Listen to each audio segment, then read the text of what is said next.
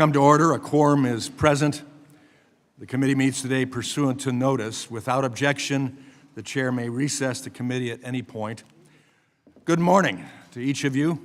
To our witnesses, good morning as well. Last Congress, the Committee on Education and Workforce conducted vital, rigorous oversight of the anti-Semitic violence that spiraled out of control on college campuses all over the United States after October 7th, 2023.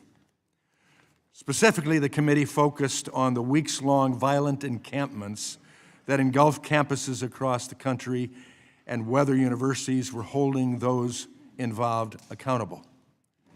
Today's hearing marks the next phase of the committee's work, an effort to understand why this wave of anti-Semitism was able so easily to consume the nation's universities in the first place. The committee will be examining several factors that incite anti-Semitism on college campuses. First, we'll examine faculty and student groups. We've long expressed concern about the group Students for Justice in Palestine, but after October 7th, chapters of the faculty variant of this group, Faculty and Staff for Justice in Palestine, proliferated at universities across the United States. Over 100 new chapters have been established in an effort to bring anti-Semitism into the classrooms and lend institutional legitimacy to anti-Semitic actions. We'll examine faculty unions. Secondly, faculty unions have played a critical role fomenting anti-Semitism at universities under the guise of labor rights. As we'll see today, unions across the country encourage anti-Semitic activism through protests, demands, and workshops. Third, we'll look at Middle East Studies centers. Many such centers have become beachheads for faculty with extremist ties who seek to demonize Israel and the United States. We support the study of the Middle East and recognize that it is important for our national security. But we do not support promoting anti-Semitism and Islamism, a radical political ideology. Fourth, we'll examine foreign funding. Foreign funding can influence research priorities, faculty appointments, public statements, and events on campus. This is especially the case for U.S. universities with a separate campus abroad. We need greater transparency into foreign funding when it comes to higher education. The Deterrent Act, passed on a bipartisan basis through this committee and the House earlier this Congress, would achieve that goal. Finally, and more broadly, we'll be examining the diversity, equity, and inclusion policies universities use. The DEI ideology embraced by so many university bureaucrats categorizes Jews as white oppressors and therefore excuses or even justifies anti-Semitic harassment. The violence, fear, and alienation felt by Jewish students is at its core a result of administrators and their staff lacking the moral clarity to condemn and punish anti-Semitism that is creating a hostile environment for Jewish students on America's campuses. We've seen that in evidence at past hearings, sadly, to a great degree. Speech that is protected by the First Amendment can still contribute to a hostile environment, and universities are obligated to do something about it. Universities can choose to hire anti-Semitic faculty, welcome students with a history of anti-Semitism, accept certain foreign funding, and let the behavior of anti-Semitic unions go unchecked. But we will see today they do so at their own risk. While I appreciated our discussions with the presidents and chancellors yesterday in my office, and I sincerely appreciated it, especially in light of the change in schedule that forced your changes in schedule as well. It is time for clear action on your campuses that can be quantified. and can be exemplified to the watching world around. With that, I yield to the ranking member, my friend from Virginia, for an opening statement. Thank you, Mr. Chairman, and thank you to our witnesses for being with us today. Let me begin by acknowledging the seriousness of today's hearing topic. Combating anti-Semitism, like all forms of hatred and bigotry, must be a moral and civic priority. But I'd be remiss if I did not point out that this is our 9th hearing on anti-Semitism in 18 months. Also note that since this committee's first anti-Semitism hearing in December 2023, we've not held a single hearing addressing racism, xenophobia, sexism, Islamophobia, or other challenges affecting other student groups on American college campuses.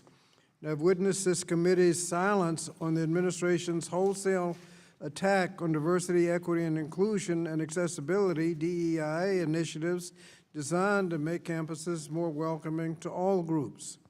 And if we're seriously to address anti-Semitism and other forms of hate on college campuses, the process we could best use would be the vigorous enforcement of Title VI of the Civil Rights Act, enforced by the Office of Civil Rights in the Department of Education. Yet this committee majority has said nothing about the wholesale firings attacking the Office of Civil Rights. And while the committee is engaged in holding its 9th hearing on anti-Semitism, critical issues affecting public education in this country and viability of institutions of higher education institutions have been ignored. For example, in the last 6 months, our administration has taken harmful steps in the area of education.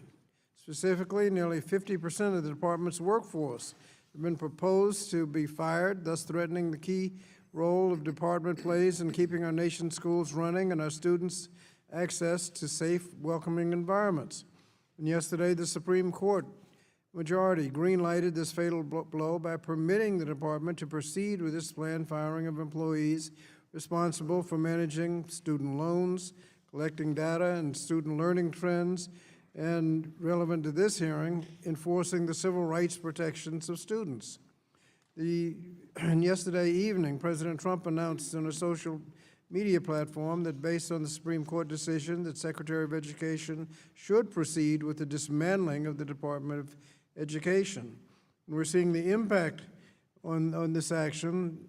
The department is requiring many of those with student loans to change to another loan program, but those students are unable to do it because of inadequate staff at the Department of Education. That's before more people are being fired.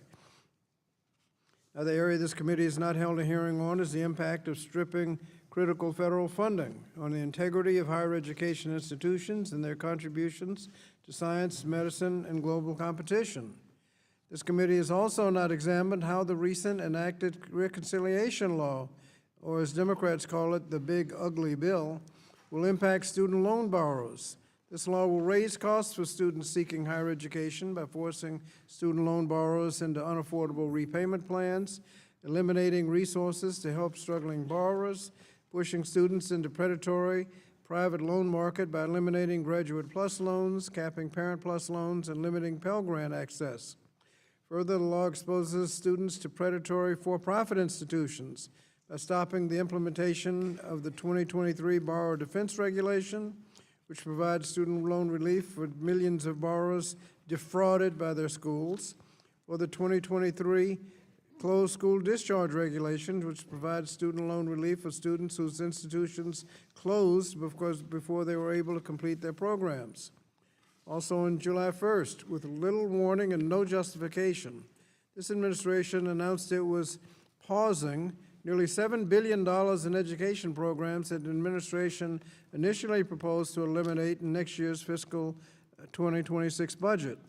Again, we have had no hearings to examine the effect of the threat of loss of funding on the following programs. On Title IIA programs, supporting effective instruction, grant programs which support professional development and other activities to improve the effectiveness of teachers, school leaders, including reducing class sizes. 3A program, English language acquisition, which supports language instruction to help English language learners become proficient in English, the Student Support Academic Enrichment Grants, Title IV-A program, which provide flexible funding for school districts for a wide range of activities, including supporting STEM education, accelerating learning courses, college and career counseling, school-based mental health services, and improving school technology, among others. And another Title IV program, Title IV-B, the 21st Community Learning Centers, which support high-quality before and after-school programs focused on providing academic enrichment opportunities for students. The Title I-C program, Migrant Education, which supports educational needs of migratory students, including children of migrant and seasonal farm workers, and the Adult Basic Literacy Education State Grants, including Integrated English Literacy and Civics Education State Grants, which support adult education and literacy programs to provide basic skills to help prepare adults and out-of-school youth for success in the workforce. All of these programs are at risk of the abrupt loss in funding. In response, a number of the state attorneys general have filed an emergency lawsuit just yesterday. However, cash-strapped school districts, particularly those in low-income and rural areas, cannot afford the delay in funding and will likely be forced to either lay off staff or cut back programs and services. Now, we should be having hearings hearings to support and strengthen our learning institutions. We should be insisting that the Department of Education not abdicate its responsibility to ensure that all students are afforded safe, quality, and equitable education, regardless of their race, gender, immigration status, socioeconomic status, religion, or disability status. When we should call on the officials from the Office of Civil Rights at the Department of Education to testify and ensure that they are implementing their longstanding duties to investigate, monitor, and provide resources to victims of potential civil rights violations, and they are enforcing the laws that fight anti-Semitism. So, Mr. Chairman, as we conduct our 9th hearing on this issue, I urge you to also focus some of your attention to those who have the responsibility to protect students from hate and discrimination, the Office of Civil Rights, or whatever is left of it, and the pressing issues facing colleges and students today. With that, Mr. Chairman, I yield back the balance of my time. I thank the gentleman. Pursuant to Committee Rule 8C, all members who wish to insert written statements into the record may do so by submitting them to the committee clerk electronically in Microsoft Word format by 5 p.m., 14 days after this hearing. And without objection, the hearing record will remain open for 14 days to allow such statements and other extraneous material noted during the hearing to be submitted for the official hearing record. I'll now turn to the introduction of the 4 witnesses. Our first witness is Dr. Robert M. Groves, the interim president of Georgetown University, right here in Washington, D.C. Welcome. Our second witness is Dr. Felix V. Matos Rodriguez, the chancellor of the City University of New York in New York City. Welcome. Our third witness is Matt Nozanchuk. I hope I got close on that. A principal for Matnos Strategies and former Deputy Assistant Secretary, Office for Civil Rights, U.S. Department of Education in Washington, D.C. Welcome. Our last witness is Dr. Richard K. Lyons, Chancellor of the University of California at Berkeley in Berkeley, California. Welcome. We thank the witnesses for being here today. Pursuant to committee rules, I would ask that you each limit your oral presentation to a 3-minute summary of your written statement. The clock will count down from 3 minutes as committee members have many questions for you, and we would like to spend as much time as possible on questions. Pursuant to Committee Rule 8D and committee practice, however, we will not cut off your testimony until you reach the 5-minute mark. I would like to remind the witnesses to be aware of their responsibility to provide accurate information to the committee. I'll first recognize Dr. Groves for your testimony. Chairman Wahlberg, Ranking Member Scott, members of the committee, since 1789, as the first Catholic and Jesuit U.S. university, Georgetown's religious beliefs have demanded the absence of anti-Semitism and other hatreds. Indeed, the church has directed the Jesuits to foster dialogue across all religions. Therefore, any hatred or fear among our students destroys that dialogue.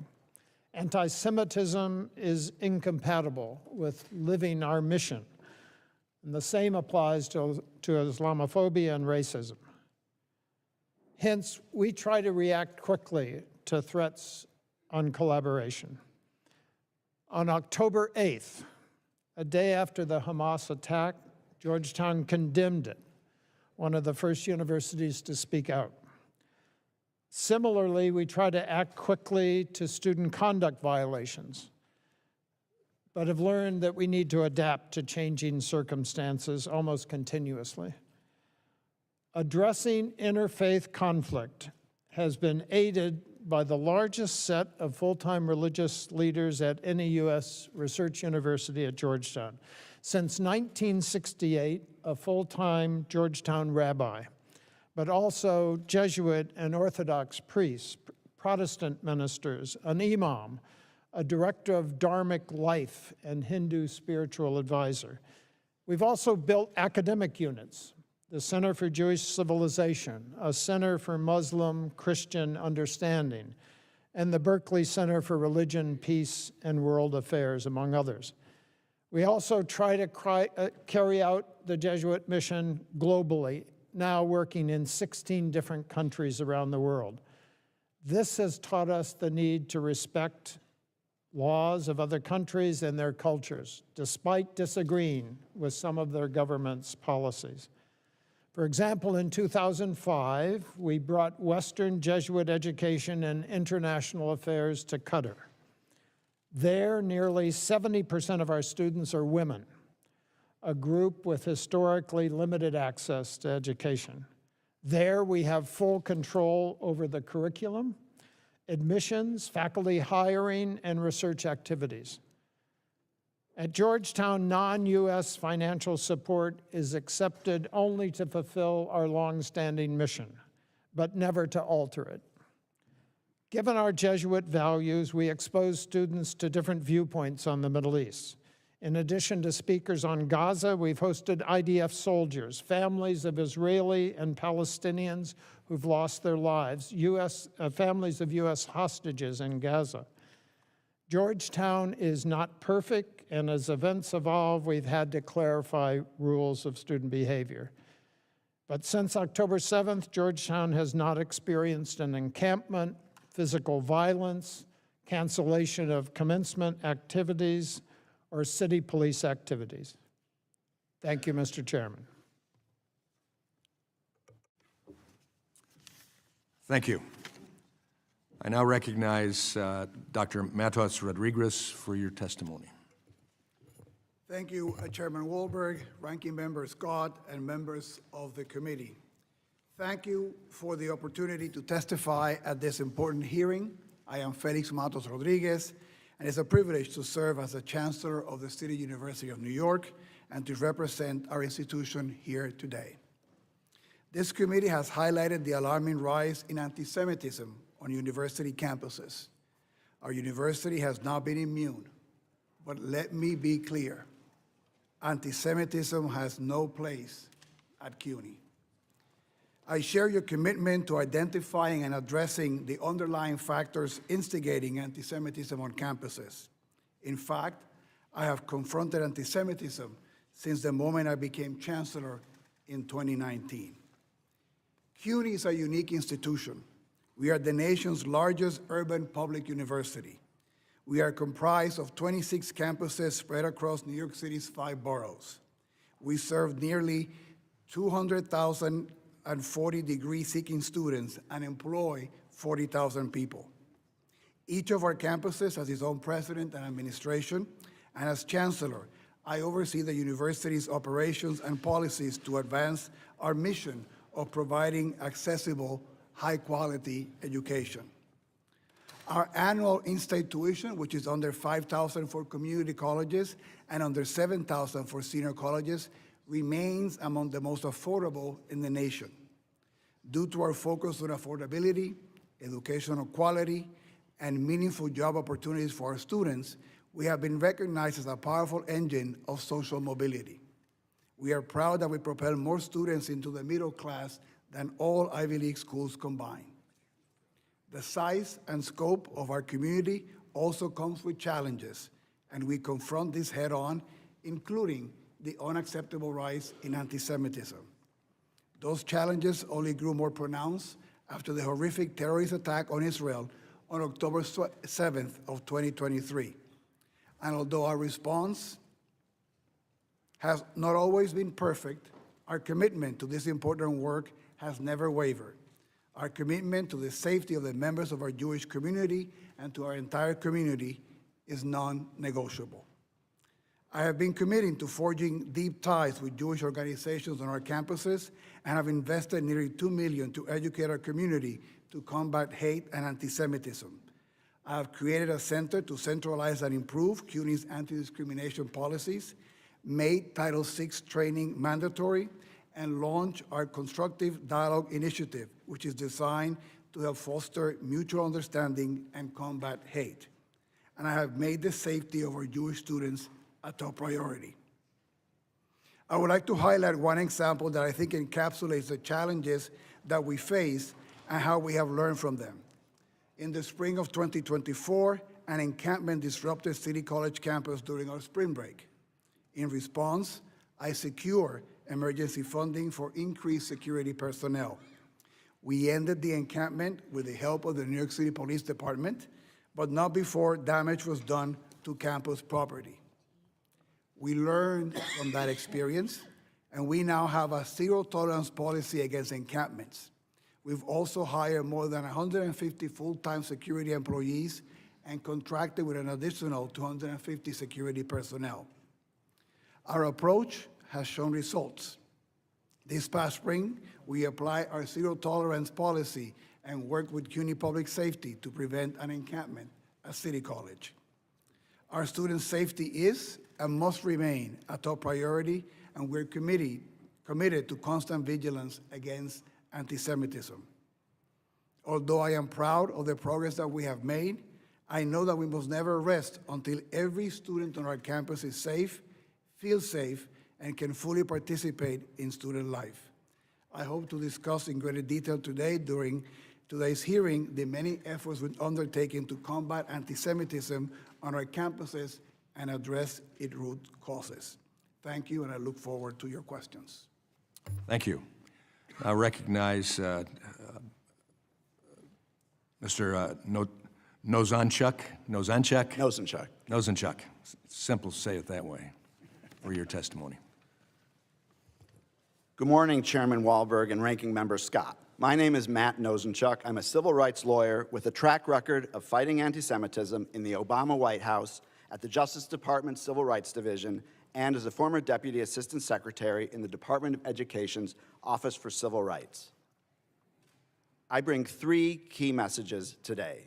First, anti-Semitism in America and on campuses is real. Responding to it demands actions that are tailored to universities, properly implemented, and adequately resourced. Second, this administration's approach is contradictory and counterproductive. It includes the broad anti-democratic crackdown on foreign students, slashing funds for universities, disregarding the Title VI process, and gutting the office mandated to enforce the law while claiming to champion the fight against anti-Semitism. Third, Congress must fulfill its core responsibilities, meaningful oversight and adequate resources for effective solutions, not political theater that inflames campus climate and ultimately harms the students it claims to protect. My written testimony describes the unacceptable discrimination Jewish students face: social ostracism, verbal harassment, sometimes physical violence. In the classroom, faculty have targeted Jewish students who've responded by dropping classes, concealing their identity, or retreating from campus life. The bottom line is this: no students should be forced to choose between their identity and social acceptance. This includes their connection to a Jewish homeland, whether they express it through Zionism or generally identify as Jewish. When these problems persist, it's natural to demand forceful solutions and accountability.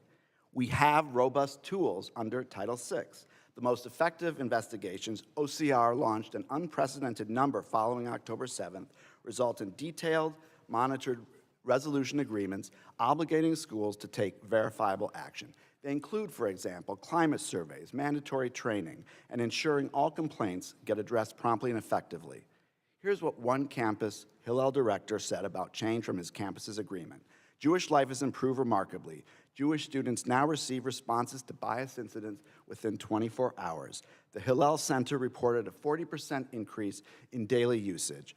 Parents feel confident sending their children there. In short, Jewish life on campus is thriving. These agreements work. That's why OCR used them in anti-Semitism investigations during the first Trump administration. Proper enforcement creates meaningful, positive change. None of that is happening now.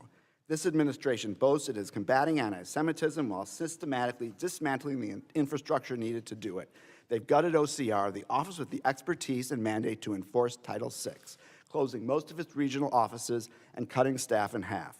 Thorough investigations are impossible. OCR dismissed over 3,400 complaints in just 3 months, an unprecedented number suggesting students in harm's way are being ignored. The administration relies on press reports rather than actual complaints from harmed students, sending ultimatums styled as notices of violation, riddled with inaccuracies and political hyperbole. The current approach reminds me of the Wizard of Oz, projecting an intimidating, demanding, and illusory image of action. But here, the man behind the curtain cancels funds for civil rights enforcement and cancer research. Fighting anti-Semitism is actually the camel's nose under the tent for ideological assaults on universities that have undertaken extensive efforts to address the problem. Even the Wall Street Journal editorialized that the administration is overstepping its authority by imposing sweeping conditions on funds that weren't spelled out by Congress and shooting first and investigating later. An administration committed to strengthening enforcement against anti-Semitism invests in responsible offices and critical personnel. It doesn't shutter agencies and fire staff. Many leading Jewish community voices and a majority of American Jews reject the false choice between confronting anti-Semitism and upholding democracy. Our safety as Jews has always been tied to the rule of law and protection of rights for all. Anti-democratic actions taken in our name don't make Jews safer, they make us targets. Harming universities makes everyone less safe, including Jews. Congress has a choice: continue down this destructive path, gutting enforcement capacity Congress created and funded, or return to evidence-based solutions. Restore regional offices and OCR funding to at least $200 million. Rehire experienced staff who know how to investigate cases. Every day we delay, Jewish students hurt unnecessarily. But every day offers an opportunity to choose effective action over ideological assaults. Support, don't weaken the institutions charged with protecting students.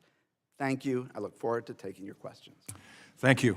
I recognize now Dr. Lyons for your testimony. Good morning, Chairman Wahlberg, Ranking Member Scott, and members of the committee. I'm Rich Lyons, and I just finished my first year as Chancellor of UC Berkeley. Thank you for inviting me to discuss Berkeley's efforts to combat anti-Semitism and support our Jewish community. Berkeley unequivocally condemns anti-Semitism. Our commitment to our Jewish students, colleagues, and community is unwavering. Since well before the horrific terrorist attacks of October 7th, Berkeley has been partnering with our Jewish community to combat anti-Semitism and foster a vibrant Jewish life. I am the first to say we have more work to do. Berkeley, like our nation, has not been immune to the disturbing rise in anti-Semitism. And as a public university, we have a solemn obligation to protect our community from discrimination and harassment while also upholding the First Amendment right to free speech. After a year as Chancellor, I can confidently say that Berkeley is committed to meeting this challenge. We have adopted new initiatives these are designed to curb anti-Semitism by confronting the rise in hate directly. I work in close collaboration with my Chancellor's Advisory Committee on Jewish Life, with the Berkeley Center for Jewish Studies, and our pioneering anti-Semitism education initiative. These programs help us recognize and confront anti-Semitism, support the Jewish community, and navigate the complexity of lawful protest versus harassment. We recently instituted new anti-Semitism training for all incoming students. And we continue to invest in new security and safety measures to strengthen compliance with campus rules. These are just some of our new initiatives. We continue to work with our Jewish community to respond to the ignorance at the heart of this deplorable hatred. I'm proud of Berkeley's long history and vital contributions to our nation's success. Our mission requires that we strive for a campus where all people feel safe and respected. That same mission enables our research to advance the health and well-being and security of the American people. That mission allows Berkeley to lift more students further up the economic ladder than any other university. Our undergraduates create more funded new businesses than any other university in this country. As a public institution, Berkeley has a solemn obligation to protect the quintessential American value of free speech. This obligation does not prevent us, let me repeat, does not prevent us from confronting harassment and discrimination in all its forms, including anti-Semitism. I look forward to answering any questions you may have. Thank you. Thank you to each of our witnesses. Under Committee Rule 9, we will now question witnesses under the 5-minute rule. I'll recognize myself for 5 minutes. Let me ask the college and university leaders this first question. I'd like you to define Semitism, or define anti-Semitism as understood by, in your case, Dr. Groves, Georgetown University in all its campuses. Thank you. We define anti-Semitism as hatred of the Jewish people and all of the behaviors that might be connected with such hatred. Thank you. Dr. Matos Rodriguez. Yes, thank you. What is CUNY's definition? Thank you. Anti-Semitism is hatred or prejudice against Jews or individuals who are perceived to be Jewish. Thank you. Dr. Lyons, similarly. Your microphone. I define anti-Semitism as hatred or discrimination against Jewish people. Okay. Thank you. Appreciated the fact that each of you were able to quickly define it and simply, at least for your institution as you understand it. Chancellor Matos Rodriguez, does CUNY have an anti-Semitism problem, yes or no? We are not immune from the anti-Semitism. It is something that I've been committed to working since 2019. Without objection, I'd like to enter into the record the testimony of dozens of CUNY students who have experienced severe anti-Semitism on campuses. Hearing no objection, they will be entered. How many Jewish students have transferred out of CUNY since October 7th, 2023? I don't have that information, Chair. Be good information to get. How many anti-Semitism complaints has CUNY received system-wide since October 7th, 2023? We have received in 2024 68 complaints of anti-Semitism. On the current year, 2025, we have 16. Thank you. How many students has CUNY suspended or expelled for anti-Semitic conduct since October 7th, 2023? We have, over the last 2 years, disciplined 18 students for anti-Semitic conduct, and we have disciplined another 25 for inappropriate behavior in protests, demonstrations, or rallies. Thank you. Chancellor, you have referred to the IHRA definition of anti-Semitism as a vital resource. Does that mean university officials are employing this definition to determine what constitutes anti-Semitism across the CUNY system?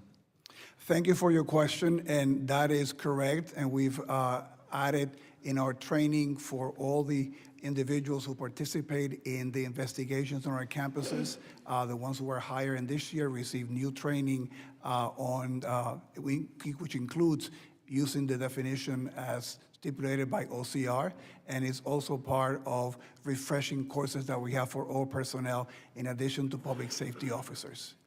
Does CUNY have any anti-Semitic faculty? We have faculty that might conduct themselves in anti-Semitic behavior, and we have no tolerance for it, and we're clear about the expectations to follow all our rules and policies, and if any individual breaks those rules, they will be investigated and the appropriate disciplinary action will be taken if warranted. How many Zionist professors has CUNY hired since October 7th?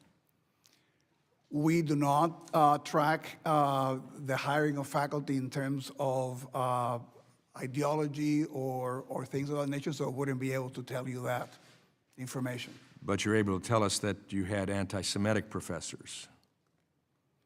Well, that is based on some of the disciplining and behavior that we had in some of the campuses. So, Without objection, I'd like to enter in the record a complaint filed by Hunter College Jewish Studies Chair Leah Garrett against CUNY alleging a hostile workplace environment. Without objection, I hear none. That will be submitted. While Dr. Garrett was suffering under CUNY's indifference to anti-Semitism, in February 2025, Hunter College posted a job announcement looking to hire a Palestinian studies professor well-versed in settler colonialism, genocide, and apartheid. As you know, Hunter College was forced to edit this anti-Semitic job description. Did Hunter College still hire people for this position? when that posting reached my attention, we made sure to tell Hunter College that it was entirely inappropriate to have that posting, that it needed to be modified, and that they needed also to take steps to make sure that any postings in the future would not contain language like that. That hiring process is ongoing. That's an issue of great concern to us. We continue to hear rhetoric denouncing settler colonialism and Israeli genocide contribute to anti-Semitism in the college and CUNY. Specifically, my time has expired, and now I recognize the gentlelady from Oregon, Ms. Bonamici. Thank you, Mr. Chairman. Thank you, Ranking Member, and thank you to the witnesses. Since our last hearing on this issue in May, the Jewish community has experienced more devastating losses, including the fatal shooting in Washington, D.C. of 2 Israeli embassy employees and the Molotov cocktail attack on peaceful marchers in Boulder, Colorado. As I have said before in this committee, there has been an undeniable rise in anti-Semitism and hate speech across the country and around the globe. Jewish students and all students deserve to feel safe and be safe on college campuses and everywhere. No one should be afraid of harassment or discrimination because of their faith. And I have said before that if the majority wanted to fight anti-Semitism and protect Jewish students, they should condemn anti-Semitism in their own party and at the highest level of government. They have failed to do so. Multiple White House officials have ties to anti-Semitic extremists. This includes the current liaison to the Department of Homeland Security, the communications director for the Office of Management and Budget, and the press secretary of the Department of Defense, who posted Nazi slogans on her personal social media accounts and promoted the anti-Semitic Great Replacement conspiracy theory. The leader of President Trump's so-called anti-Semitism task force actually talked about revoking Jew cards and shared a post on social media from the former leader of a white supremacist organization that called for the, quote, Nazification of America. Donald Trump has continued to spout anti-Semitic venom, most recently at a rally where he said, no going to the banks and borrowing from, in some cases, a fine banker, and in some cases, Shylocks and bad people. He tried to walk back those statements, saying incredulously that he had never heard the term Shylock used in an anti-Semitic way. Words matter, and the President of the United States should not be using words, especially anti-Semitic tropes, if he does not know what they mean. Have any Republican colleagues here today condemned these acts of anti-Semitism from the president and members of the administration, or called for removal of these individuals from office? No, because that would require real and meaningful commitment to rooting out anti-Semitism from the top down. Instead, my colleagues are weaponizing the real problems of the Jewish community, a community I am an active member of, in furtherance of their attacks on and plans to defund colleges and universities. As members of this committee, we sit with the responsibility of enacting policies that best educate our youth, and this ongoing attack on higher education is shameful. As Mr. Nozenchuk so compellingly testified, combating the rise of anti-Semitism on college campuses requires investing in the Office for Civil Rights, an agency dedicated to investigating and resolving civil rights violations, including anti-Semitic incidences at schools and universities. But instead of supporting that office, Secretary McMahon has already fired about half of OCR's staff and closed 7 of their 12, more than half of their regional offices. Republicans have said nothing. In the past months, what's left of OCR dismissed a staggering more than 3,400 cases, but again, Republicans say nothing. Meanwhile, the Department of Justice recently slashed hate crime prevention grants, claiming they do not align with the administration's priorities. Will my Republican colleagues stand against the ongoing attacks on the Office for Civil Rights? And what about the hate crime prevention grants? Will any Republican colleagues advocate for these funds to be reinstated? Of course not. That would be real action. Why do that when we can create another political sideshow instead? Education has always played a significant role in the efforts to end anti-Semitism, but that's not what this committee has been doing. With drastic budget cuts, the hiring of bigoted individuals at the highest levels, the embrace of white Christian nationalism, and, I might say, in stark contrast to Jewish values, the abhorrent failure to respect basic human and constitutional rights, this administration is creating a culture of disrespect and danger, not just for Jewish students. Perhaps that should be the focus of this hearing.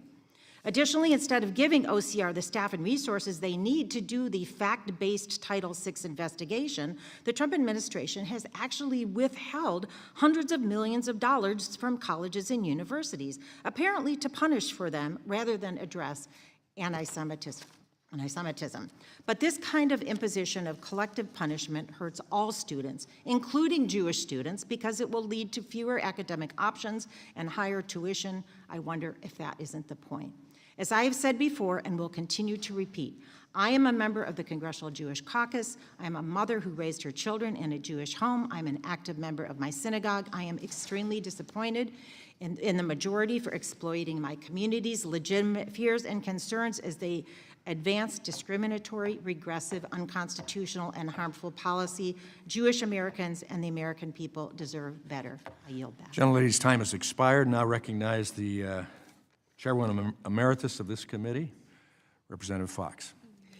Thank you very much, Mr. Chairman, and I thank our witnesses for being here today. And I will ask you, when it's appropriate, I'd like a yes or no answer. Dr. Matos Rodriguez,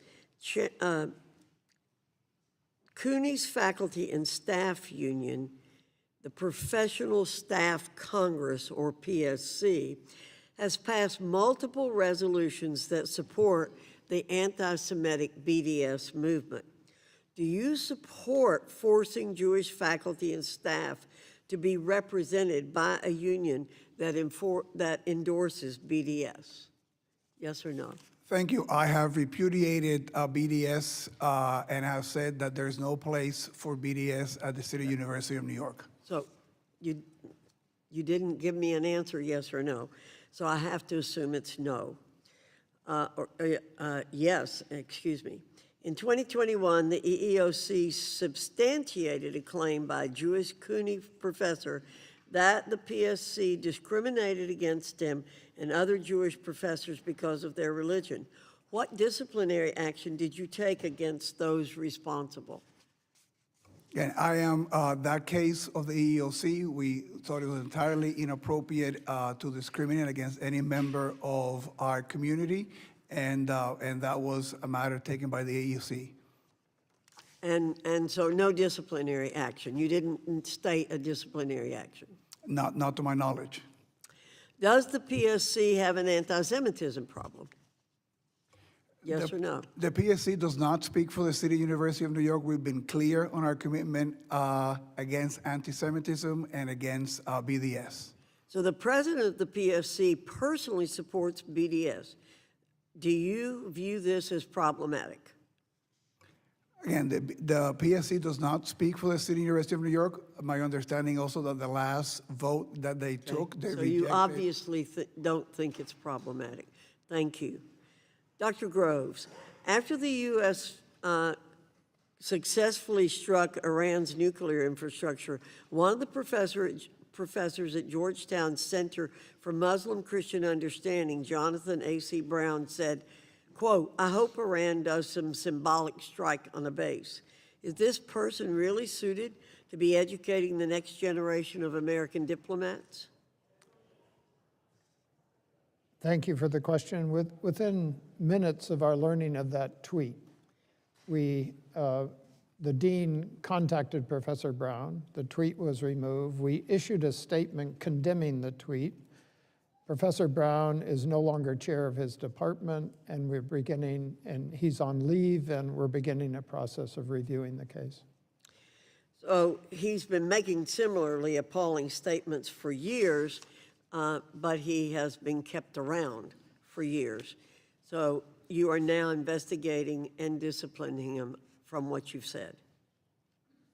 Yes, Congresswoman. Thank you. Dr. Lyons, several UC Berkeley faculty and staff have made anti-Semitic remarks and justified Palestinian terrorism. In February 2024, history professor and chancellor's chair Usama Makdisi tweeted, "I could have been one of those who broke through the siege on October 7, referencing an article that praised Hamas terrorists and denied reports of sexual violence against Israeli women in 2017. Continuing lecturer Hatim Bazian, co-founder of Students for Justice in Palestine, posted anti-Semitic tweets, including one depicting a stereotypical ultra-Orthodox Jew with the statement, "Mom, look, I is chosen. I can now kill, rape, smuggle organs, and steal the lands of Palestinians. Yah." An October 2023 survey found 85% of Jewish students felt UC Berkeley had not adequately addressed their safety concerns. Understandable given the conduct of some university personnel. Dr. Lyons, do you condone the statements made by these Berkeley employees? I'm unable to comment on the discipline of an individual faculty or a comment of an individual faculty. What I can say is that you mentioned several different phrases in different events. So separate from the people that you're mentioning, if I heard or saw some of those statements, I would both view them as objectionable, if not reprehensible, and I would also immediately report it, and I would also have empathy for our Jewish community. So what are you doing to make reforms to your hiring practices to see that you don't bring people like that onto the campus in the future? Let's make the answer brief. The time has expired. We use, when hiring faculty, we use academic standards to hire faculty. We don't use ideological conditions to hire faculty. Well, obviously, your academic standards have been failing you, and I'd look for other standards if I were you. Thank you, Mr. Chairman. Gentlelady's time has expired. I now recognize the gentleman from California, Mr. Takano. Thank you, Mr. Chairman. Thank you to witnesses for being here. Mr. Nosenchuk, in your time with the Department of Education's Office of Civil Rights, you helped to lead the most resolutions of anti-Semitism cases in OCR's history. Congratulations on that. In your experience, is a committee hearing such as this an appropriate venue to determine whether an individual school has violated Title VI laws? Thank you for the question. Title VI investigations are very fact-intensive. When they're opened, OCR investigators go onto a campus and speak with people, look at documents. It is not a inquiry into whether any specific word is anti-Semitic, but it's a holistic determination as to whether there was harassment or hostile environment that violates Title VI. So it's a fairly non-political, dry, fact-intensive inquiry. Yes, non-political. Okay. The Trump administration has made a lot of commitments to combating anti-Semitism on college campuses. Is the current Office of Civil Rights, or OCR, equipped to fulfill those promises? From what I understand, Congressman Takano, it is not.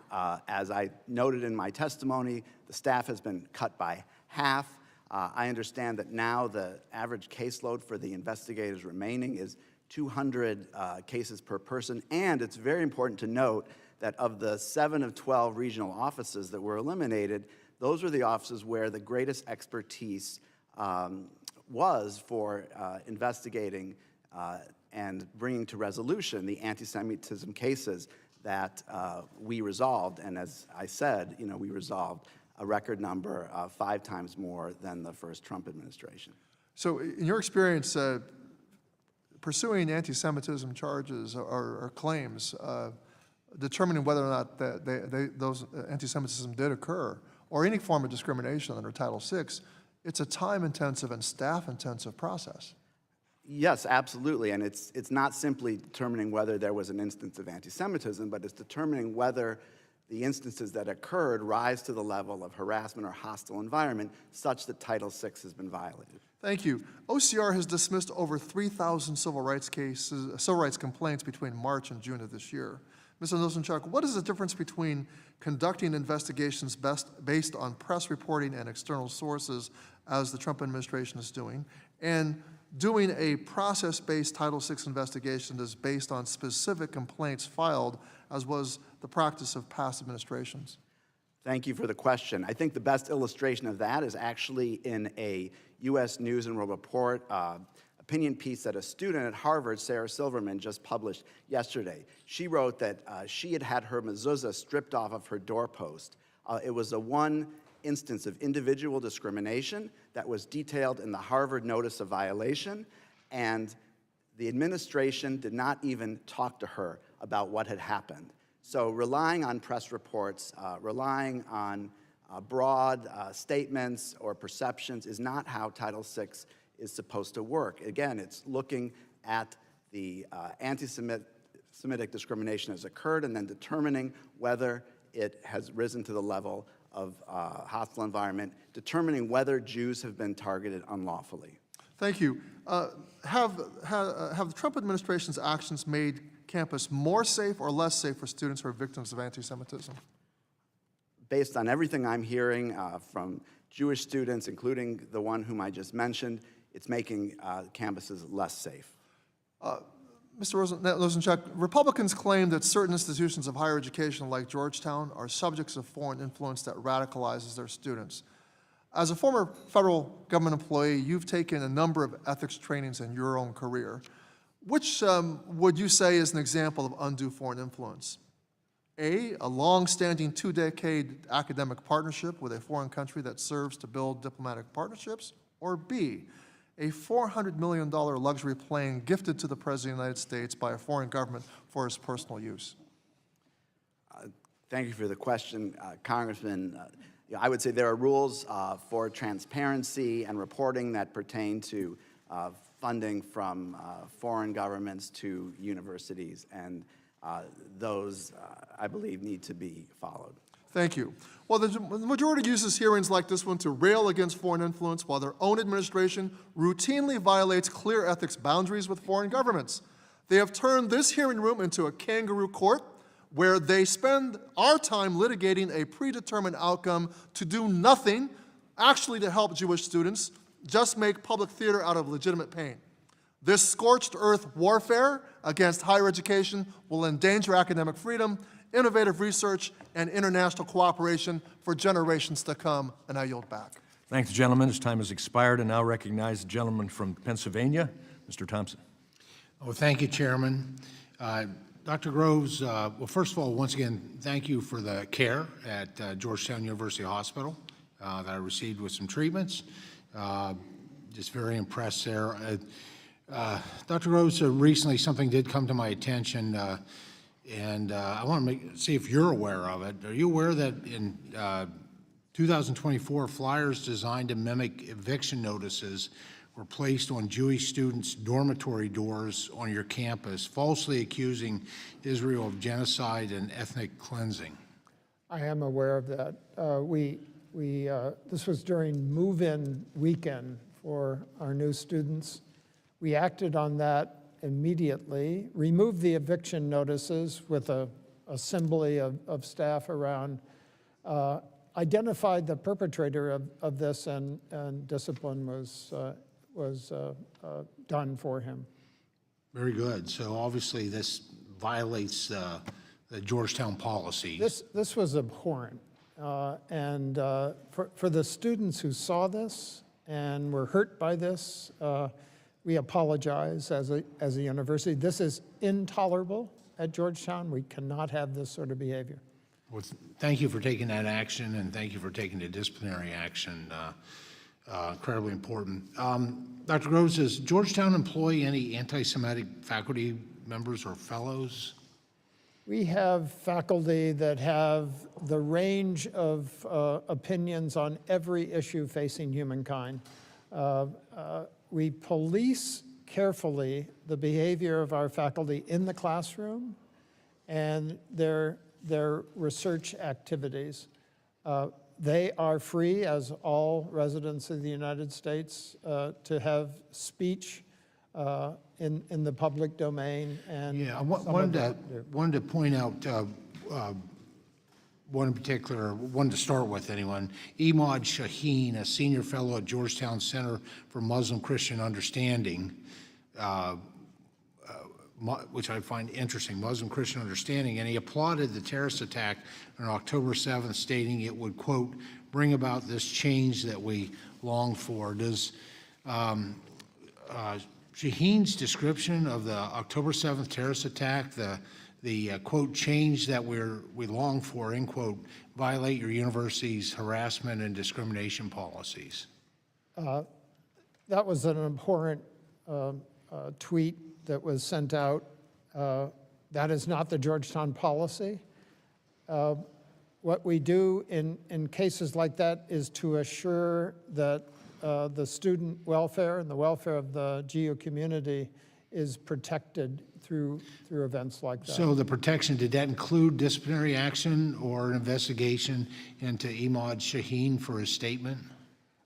We have, I can't cite that particular case, but I can assure you, Congressman, that we have dismissed faculty for anti-Semitic behavior on social media in the classroom, and also dismissed staff for the same behavior.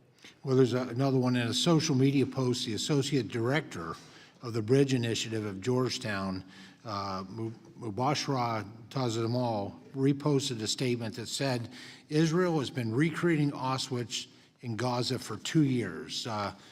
Do you believe it's appropriate for a Georgetown-affiliated scholar to publicly endorse a statement comparing Israel actions in Gaza to the evil of Auschwitz? No, I reject those kinds of statements. That's not the policy of Georgetown, and I want everyone to know that to the extent that hurt Jewish students, Jewish faculty, Jewish staff at Georgetown, I apologize for that. But that's behavior covered under the First Amendment on social media that we don't intervene on. What we do intervene on quickly is behavior that affects our students in the classroom and research-related activities that involve students. So there's, so this individual didn't face any disciplinary action or consequences? Not to my knowledge. Yeah, in a director position, no less. Dr. Rose, what message do you think the university's inaction sends to Jewish students on your campus? You know, we have a variety of ways to stay in touch with our Jewish community. Our Jewish Life office is a wonderful resource. We meet with our rabbi. We meet with Jewish students. We meet with Jewish faculty to keep a sense of the pulse of the culture. Dr. Rose, I appreciate it. My time is almost gone. If I may, just one more question. When hiring faculty, does Georgetown currently have a vetting process that includes screening for anti-Semitic content and a candidate's public record? Not at this time, Congressman. Thank you. Thank the gentleman. Time has expired, and now recognize the gentlelady from North Carolina, Ms. Adams. Thank you, Mr. Chairman, and thank you to the witnesses for being here today. Let me start with something that shouldn't need to be said, but it must be said clearly. Anti-Semitism is real, it's rising, and it has no place on our campuses. We have a responsibility to make sure that every student, Jewish, Muslim, black, brown, or otherwise, feels safe and respected where they live and where they learn. And that means calling out hate when we see it. It also means upholding the civil rights protections that have long protected our students from discrimination. Now, I spent over 40 years as a professor, and what I know is this. Classrooms are where we ask questions, where we challenge each other, and yes, sometimes where we disagree. But I'm concerned about what I see happening here. Because instead of solving a problem, we're watching some try to use anti-Semitism as a reason to go after higher education. I've heard it in this committee that DEI is to blame, that foreign scholars are a threat, that faculty ought to be punished for their views. But I'll tell you, we don't need political scorecards. We need real solutions, and that means following the law. It means fully funding the Office of Civil Rights, not hollowing it out. And let's not forget, as we sit here today, holding this hearing, the Department of Education is withholding more than $6 billion in congressionally mandated funding from our K-12 schools. That's money for students, for teachers, after-school programs, and for communities already stretched thin. So my question, Chancellor Lyons, thank you for being here. Your institution has a long history with student protests, some of it deeply troubling, and some of it a reflection of the moment that we're in. But I want to ask you something else. How does your institution protect academic freedom while also keeping students safe? And what does it say about your values when those freedoms are tested? Thank you for the question. You're describing what is a very complex set of questions. The freedom to discover, the freedom to learn, the freedom to teach, these are fundamental freedoms. And so when we talk about academic freedom, let's just be clear that those are the fundamental freedoms that we protect. And at the same time, we have this obligation toward free speech. Does it frustrate us as presidents? I'll speak for myself. This is frustrating. People say, well, just drive down the middle of the road. This is a very complex road to drive down. And so we are constantly making judgments around how do we keep people safe and supported, and also how do we make sure that we are protecting free speech and the marketplace for ideas. Thank you, sir. Let me move on. Chancellor Matos, Chancellor Matos Rodriguez, thank you as well. CUNY is a large and complex system, 26 campuses across 5 boroughs. That's no easy task. So let me ask you first, have some of the protests we've seen involved people from outside the CUNY community? Absolutely appreciate the nuance. Our campuses are the city of New York.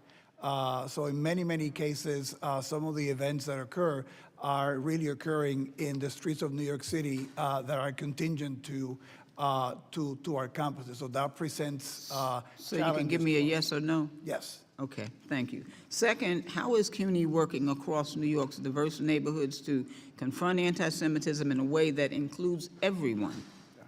Thank you. Since I mentioned, I've been committed to this since I became chancellor in 2019. I had learned as president of Queens College that you needed to bring people together. We had at Queens College the largest Muslim and Jewish populations of our campuses at CUNY. and I learned the value of bringing people together. So I have a Jewish advisory committee on Jewish life that I brought together in 2023 to listen to the members of the community to get their feedback and Okay. get answers. Thank you so much. Let me ask you one final thing. We've heard concerns from faculty who were recently not reappointed despite having full enrolled classes scheduled for the fall, and I understand that those matters may be going through a formal process. I know you may not be able to speak to individual cases, but as a former professor myself and a department chair, somebody who believes deeply in transparency and fairness, I want to ask you, would you be willing to follow up with my office and provide more information on the policies and procedures that guide faculty appointments and reappointments at CUNY? I appreciate the question. We're here to answer all the questions and cooperate fully with the committee. Okay, thank you, sir. I think my time is up. Mr. Chairman, I yield back. I thank the gentlelady. Now I recognize the gentlelady from New York, Ms. Stefanik. Thank you. I want to begin by discussing the heinous scourge of anti-Semitism on your watch as Chancellor at CUNY. You are aware at Baruch, Jewish freshmen were welcomed with heinous anti-Semitic taunts about the hostages killed by Hamas. Quote, "Where's Hirsch, you ugly expletive, expletive? Go bring them home," end quote. Quote, "You ain't going home tonight. Go back to Brooklyn. All Zionists are terrorists," end quote. Are you aware of those anti-Semitic harassment slurs? Those are deplorable statements, and if they were associated with the event at Baruch, an investigation was done and students were disciplined. And students were disciplined in both of those cases? At Hunter, Jewish students were forced to enter the main university building under a swastika for hours. Is that correct? My understanding of that is that the swastika was placed outside, and we have a custom of erasing all such deplorable symbols. In that particular case, there was a delay because it had to be referred to the NYPD for the anti-hate investigation. Let me remind you of this particular case, because that's not according to your own staff. In fact, the Hunter College Director of Jewish Studies emailed university leadership requesting that the swastika be taken down. And instead, this was the response for everyone to see. Apologies, but it is not that simple. Is that the position of CUNY? It is entirely unacceptable that. And was this administrator disciplined who emailed? Again, in that particular case, we were working with the New No, York City Police was this Department. administrator disciplined for sending this response? Any case that we have, will investigate, and the appropriate action will be taken. So what was the appropriate action taken against this administrator in this case? In this case, as I mentioned to you, we are working with the New York City Police Department. So no that disciplinary indicated- action has been taken by CUNY? Is that Again, correct? we will investigate any action. So an and take action. investigation, but no actual action, like so many of these failed university presidents. But it's not just this case. You talked about how you focused on this since 2019. But let me remind you, in 2021, you hired Abdi Allah as CUNY's Chief Diversity Officer, and this role includes overseeing anti-Semitism complaints and initiatives. Were you aware at that time that this senior administrator you hired was previously employed Chairman, I by have a CARE, parliamentary inquiry. the Council on American Islamic Relations? Gentlelady will suspend. My time, can what you is hold the the- time? It was We'll 2:25. We'll hold the time. Does the committee have a policy on publicizing people's personal emails? This is a university administrator's email. Email addresses? No, we don't have a policy, I'm told, on that. And again, this is at the university. This is a university email, a public university in the state of New York. Following up at 2:25, which my time is, I'm referencing the CUNY Chief Diversity Officer, who you hired in 2021. They were previously employed by CARE, the Council on American Islamic Relations. Is that correct?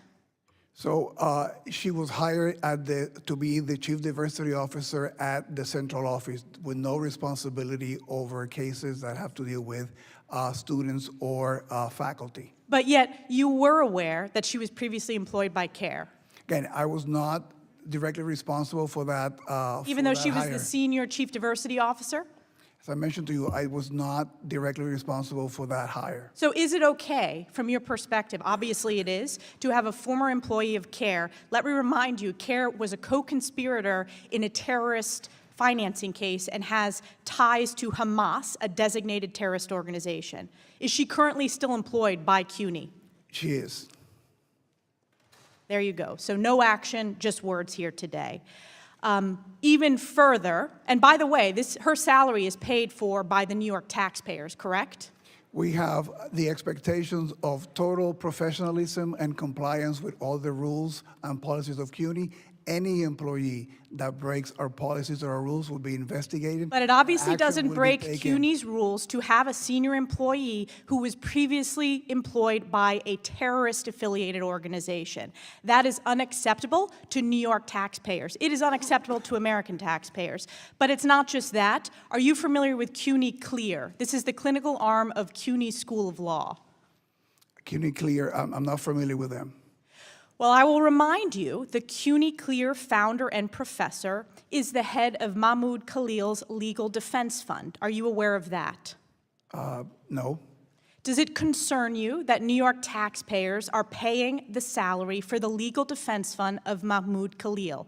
And I'll remind you who Mahmoud Khalil is. This is the chief pro-Hamas agitator that led to the anti-Semitic encampments at Columbia, the rioting and violent takeover of Hamilton Hall, the harassment and physical assault of Jewish students. And we do not condone any kind of anti-Semitism. But you in our allow campuses. the head of the clinical legal organization and a professor to be the chief legal aide to Mahmoud Khalil and do his legal defense fund. Those decisions are made in the clinics, are made in the individual campuses. It goes up to you. You are the chancellor. Those decisions are made at So you the take no individual responsibility.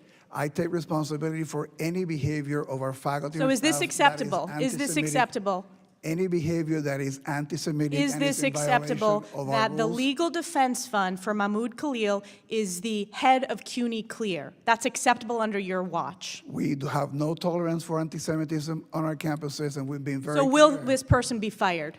Anybody that breaks our rules and our policies, there'll be an investigation, we'll investigate, and if there's any disciplinary action to be taken, we'll take it. Let me make a prediction. No disciplinary action. This individual is not going to be fired because it's all words, no action. You have failed the people of New York. You have failed Jewish students in New York State, and it is a disgrace. I yield Thank back. the gentlelady. The gentlelady's time has expired. I recognize the gentleman from California, Mr. Desaulniers. Thank you. Chancellor, you want to have a few moments of my time to respond to that outrageous attack by my colleague?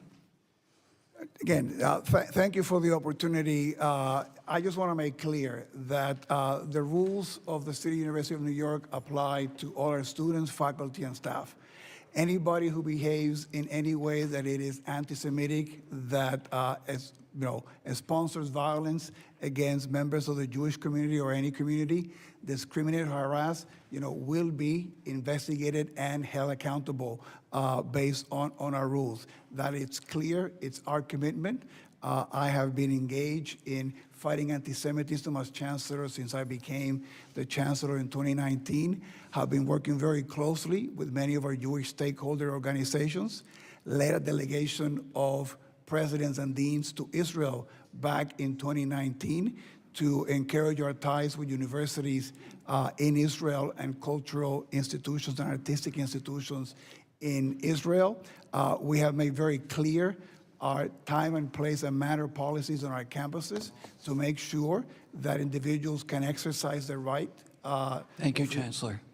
Appreciate it. I want to save a little bit of my time, but I appreciate it.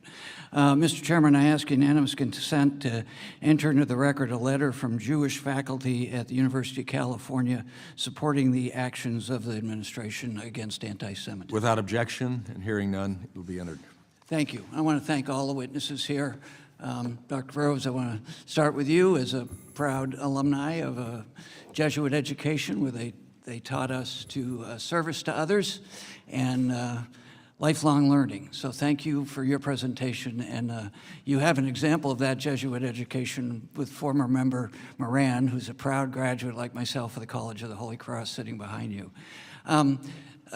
Chancellor Lyons, it's always delightful to see you. I don't have the honor of representing the campus itself, but I like to say that I can look down on your campus from Grizzly Peak on my side of the district. I want to, first of all, mention that you are from the Haas School of Business, one of the best business schools in the country, hardly a hotbed of anything but excellence. So you as the dean of that school, it's sort of the stereotypes that we get into. It's a very big school with a lot of great programs. It's also can be proud of the fact that out of the University of California, Berkeley, there have been 59 Nobel laureates between alumni and faculty. I would also add, as a friend of the current rugby coach, it's also the home of 29 rugby championships. But could you talk about some of the things you've already mentioned that you've done, elaborate to any degree you'd like, about your involvement and your predecessors in trying to balance the First Amendment rights as a public university, the best public university in the country and arguably the best in the world, against hate and violence and anti-Semitism, which is no small feat? Well, thank you. I think a place to start is around what are so-called time, place, and manner rules. We encourage the expression of free speech on the Berkeley campus. That's an important part of a vibrant campus. It's an important part of a vibrant society. At the beginning, so I've been in my role for a year now, and we were very, very clear at the beginning of the year, across the whole UC system, I should say, certainly at Berkeley, tents are not allowed. Tents are not part of an expression of free speech. Were we tested? We were tested. We took them down immediately.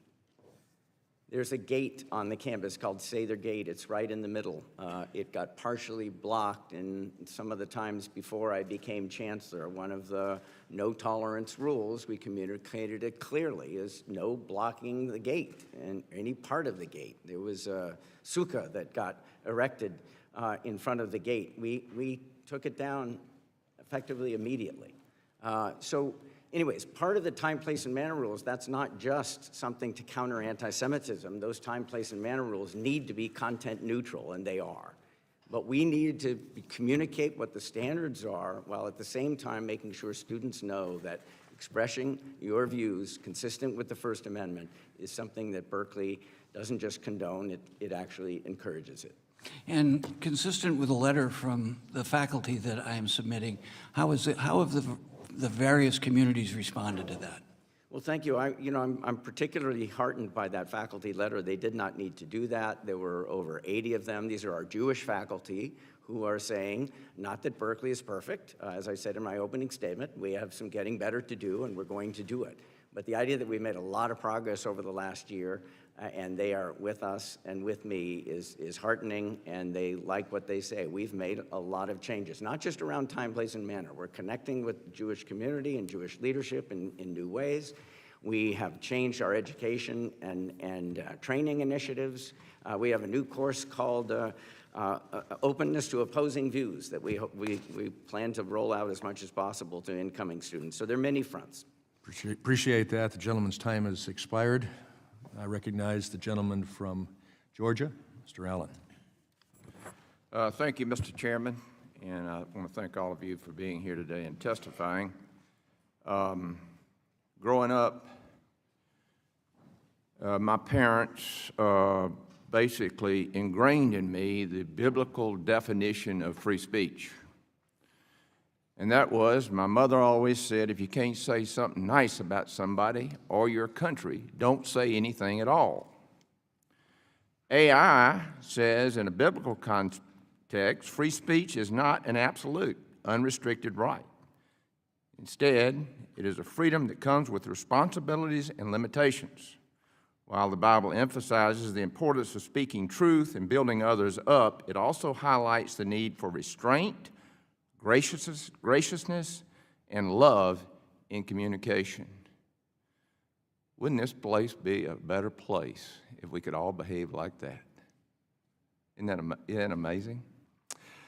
So, I got to ask some hard questions. Dr. Groves, are you familiar with Francesca Albanese?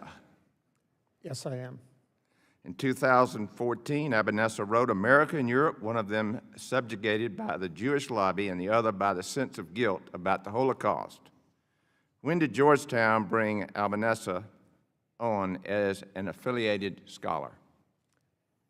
I think she came in 2015 roughly, but she only gave a few lectures. She is not on the payroll of Georgetown and never was, Congressman.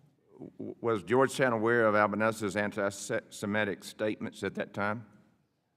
Not to my knowledge. That's the first I've heard of that statement. In the decades since, Albanese has continued to endorse terrorism and spread anti-Semitism. In that time, did Georgetown consider terminating its relationship with Albanese? I don't know the answer to that. Happy to follow up on whether that was a consideration, but she is not at Georgetown. She is not on the payroll, and she's not present on campus. Last week, the Trump administration sanctioned Albanese over her long track record of supporting terrorism and perpetrating anti-Semitism. Is Albanese still an affiliated scholar of Georgetown? She is still listed as an affiliate, but she's not present on campus nor participating in the center. And let me tell you the problem we have here is, like I said, the way I was brought up, you have accountability, okay? In other words, you got to have guardrails. And if you get outside of those guardrails, you do something about it. You don't let this stuff linger on because it just rots. And that's the problem we all, I think, have up here is, for crying out loud, you got to get rid of these people that are perpetrating this hate. A question here, last April, the violent encampment at Columbia filled headlines, City College of New York, this encampment caused $3 million worth of damage. For example, how many CUNY staff, students, staff, and faculty were involved in the encampment? Do we know? So we ended up disciplining 7 individuals in that encampment who ended up breaking into one of the buildings. Well, I mean, were they put in prison? Have they been indicted? Have they gone before a jury of their peers for their crimes? We collaborated with the district attorney in those cases, and there were 7 individuals who were disciplined. I cannot comment on the individual discipline, but what I can tell you also, we have a zero tolerance policy on encampment. Some of the lessons learned in that encampment have guided our work after that, and that we've been successful in making sure that we have had no other encampments in our campuses as a result of that experience. Well, all I can tell you, things have changed a lot since I was in college. Where I went to college, they didn't put up with this stuff. And you knew it, and that's why you stayed within those guardrails. Of course, that's the way it was in high school and middle school as well. How many students have been suspended or expelled this year because of this violence and vandalism? How many students have been expelled? Because of Yes. the encampment, Right. Mm-hmm. we had 3 students of the 7 that were disciplined as a result of the. How about faculty? The encampment. There were 4. When you say discipline, what does that mean?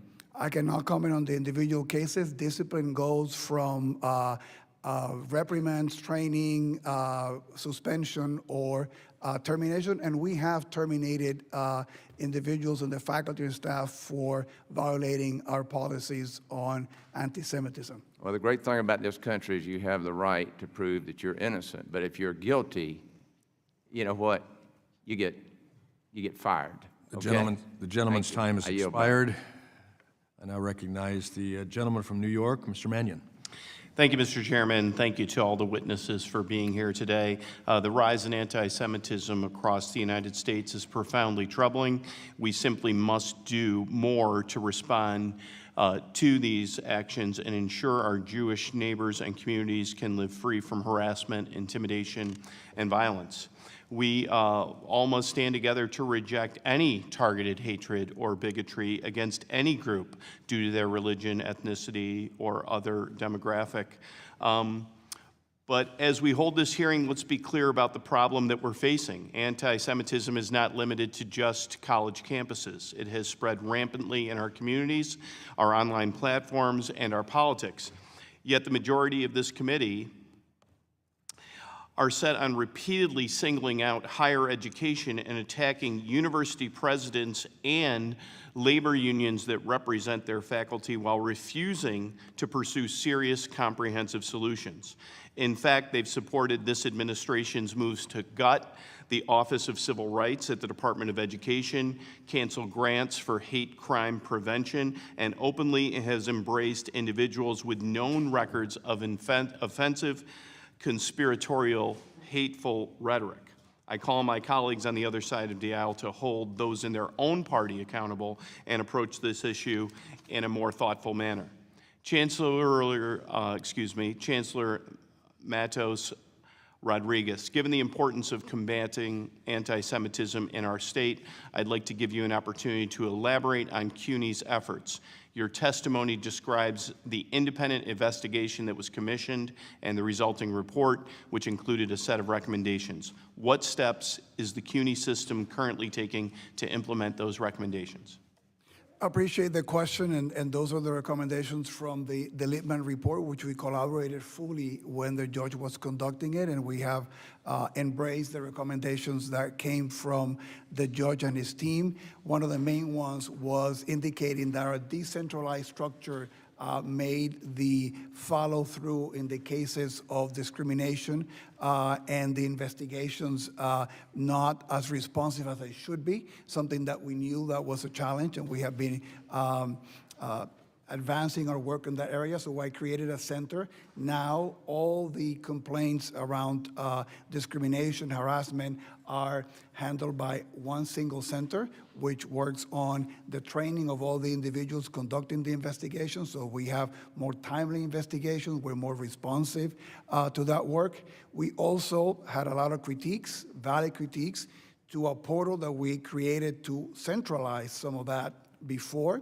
And now we have procured a state-of-the-art system to manage all those cases so that we can be more responsive to the individuals who submit the claims and they can be informed, so we can have better data to be more transparent to all the stakeholders that hold us accountable, and to manage those cases more effectively, and to have best practices all across the system replicated. So that's one of the recommendations from the Lippman report that we have embraced. The Lippman report also asks us to invest more in bridge building and giving tools to our faculty, students, and staff to navigate difficult conversations and issues. We launched the Constructive Dialogue Initiative. Actually, we have half of the campuses in training today at the central office. I would have been participating there had I been on the campus. And this is to give faculty, students, and staff tools to be able to have difficult conversations. We do not want people shying away from difficult conversations.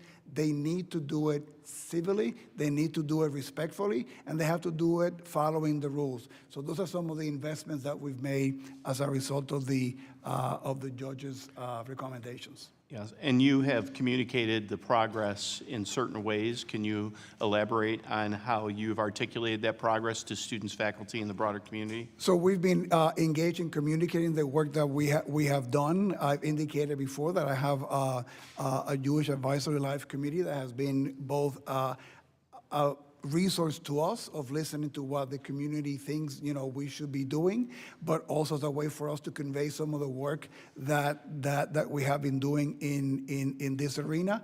And we remain committed to this work with many of our Jewish stakeholder partners.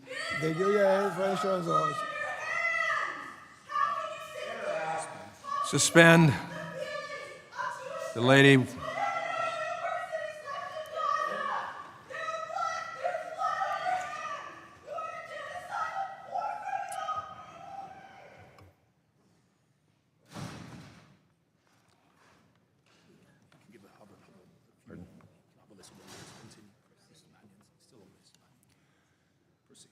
Mr. Mannion, you may proceed. Thank you. Chancellor, go ahead. Thank you. I was going to mention one of the great joys of being the chancellor of CUNY is that we provide about a third of the new teachers that go to the public schools in New York every year. We have a partnership in a pilot with the UAA Federation of a training for all our students who are going to go to teach in managing difficult conversations in anti-hate and anti-Semitism, so that the teachers that are going to the New York City Public Schools are better equipped to be handling some of these issues. So we are deeply engaged in this work, and it's our commitment that we continue to do so. Thank you, Chancellor. Thank you, Mr. Chair. Gentleman's time has expired, and I'll recognize the Vice Chairman of this committee, the gentleman from Utah, Mr. Owens. Thank you so much, Mr. Chairman. I would say that, start off, that little outburst we saw a minute ago is exactly why we're having these hearings. The genesis of this anti-Semitism, this hatred that we're seeing across our country is coming from our universities. They come there with their tails wagging, ready to go out and build their dreams. They leave hating our country, hating each other, and anti-Semitism is flourishing because of it. This has been going on way too long, and we're going to have as many hearings as we have to dig this cancer out of our system. Our kids need to be leaving here knowing how to talk to each other, respect each other, and not having that kind of stuff we just had a minute ago. By the way, I don't doubt we might have some more before this is all over with. That's how they think they can get their message through. We're going to have as many oversight meetings we have to eradicate this evil of discrimination that we see on our college campuses. We have a dual mission here with this committee, to be the voice of Jewish students who pay good money, $70,000 per year, to be harassed, to be hated, and to be disrespected. The message very simply to college leaders is very simply this: either eradicate this cancer or there will be consequences. This is coming from top down, not bottom up. We're going to make sure we change that. There's been a lot of debate over what constitutes anti-Semitism. I just want to ask real quickly for the leaders here, the college leaders, yes or no? In denying the Jewish people their rights to self-determination, is that anti-Semitism, yes or no? Start off with. Yes. Yes. Is celebrating violence against Jews with phrases like globalized empata, anti-Semitism, yes or no? As a threat, absolutely, Congressman. And any call to violence against Jewish members of our community is anti-Semitic and against our policies. If it's an incitement to violence, yes, it is. And I agree with your comments. Unfortunately, it's been so normalized, nobody seems to be held accountable for it when this stuff happens, by the way. Just want to make that point. Dr. Groves, are you familiar with Hamad El-Kurd, right? No, I don't know that name. Mohammed El-Kurd? No. Okay. He's an activist that has been spending a lot of time on your campus. He says Israelis harvest organs of the martyred and they have an unquenchable thirst for Palestinian blood. He's also said that the Jewish people control the media and wish that every single Zionist to perish. Would this be considered anti-Semitism? Absolutely, Congressman. He's also stated that Hamas had good political reasons for taking hostages and captives and were well treated. Now, this is after 250 innocent men and women and children were taken hostages, women raped, and children killed by Hamas. Would you consider good political reasons as agreement with what he just said about Hamas? No, I find that abhorrent. Okay. Would you agree that that's pure evil for what they did and for those who support what they did? We abhorred that attack and made the first statement on Okay. October Can you 8th. agree? Can you agree with me Absolutely, that it's pure absolutely. evil? Yes. Okay. This same person, back in Georgetown, October 23rd, the same month of the massacre, El-Kurd described Hamas as the liberation movement and that the October 7th attack was a resistance tactic after 1,200 people have been massacred. Any idea how many times Georgetown students and faculty have invited Mohammed El-Kurd to speak in the last 3 years at Georgetown? I'm not aware of how many Okay, times. No. 4 times. 4 times. The last one was February 16th of this year. In partnership, Georgetown University, in partnership with the Georgetown faculty and staff for justice in Palestine, invited him to pump his books, to launch his book tour. You and I came through the same era, the 50s and 60s, Dr. Crow. So I would imagine, I know how you're going to answer this, I think.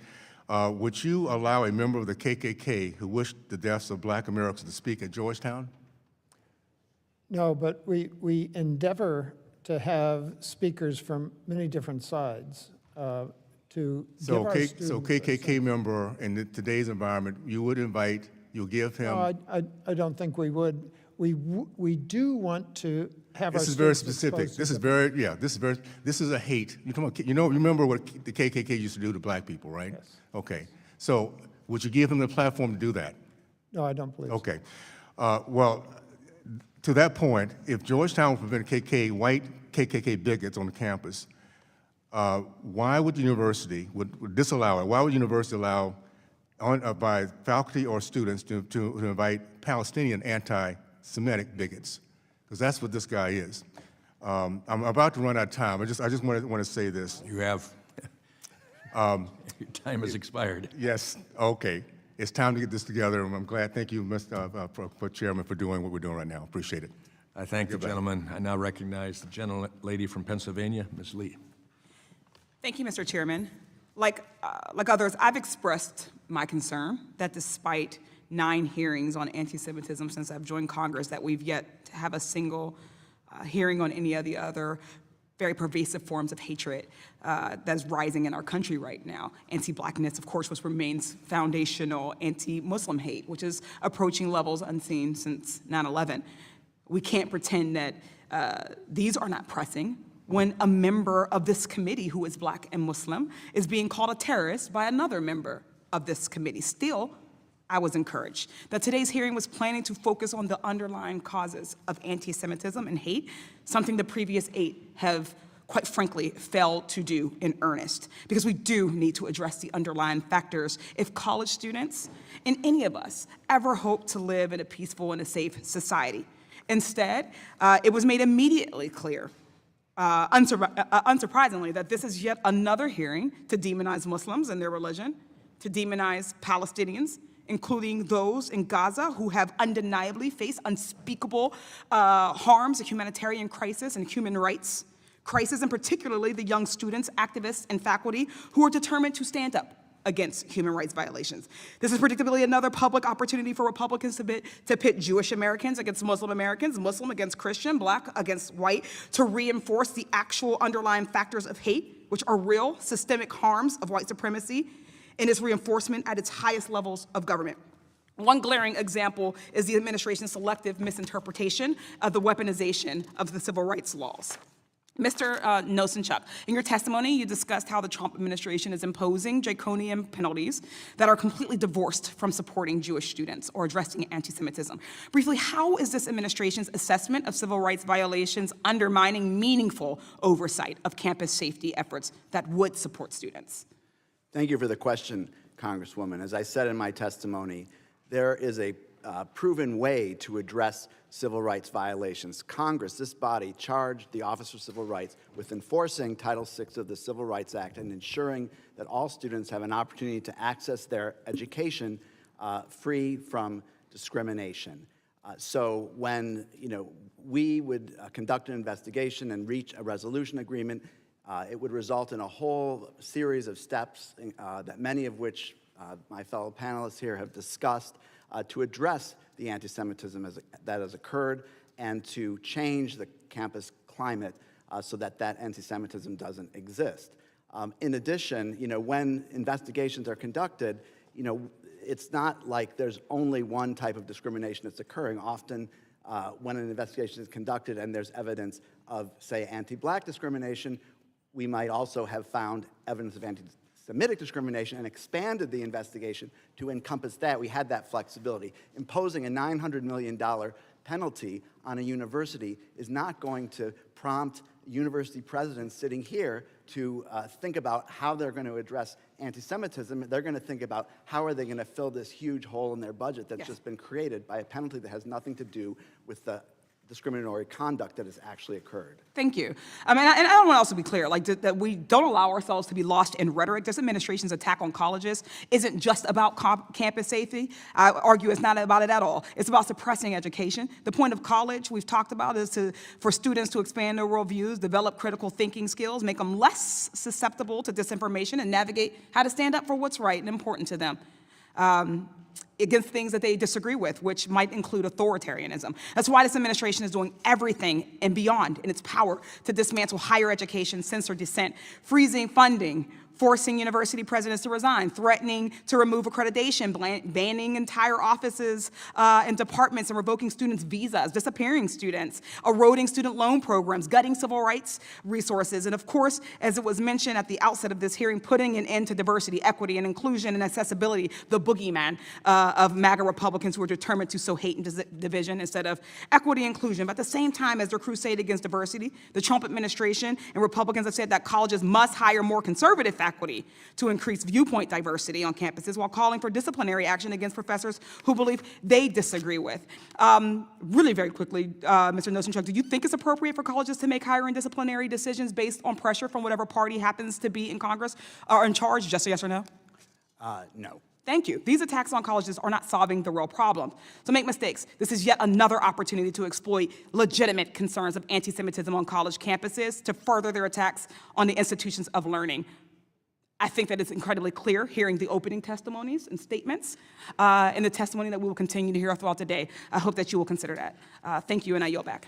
I thank the gentlelady. Now I recognize the gentleman from California, Mr. Kiley.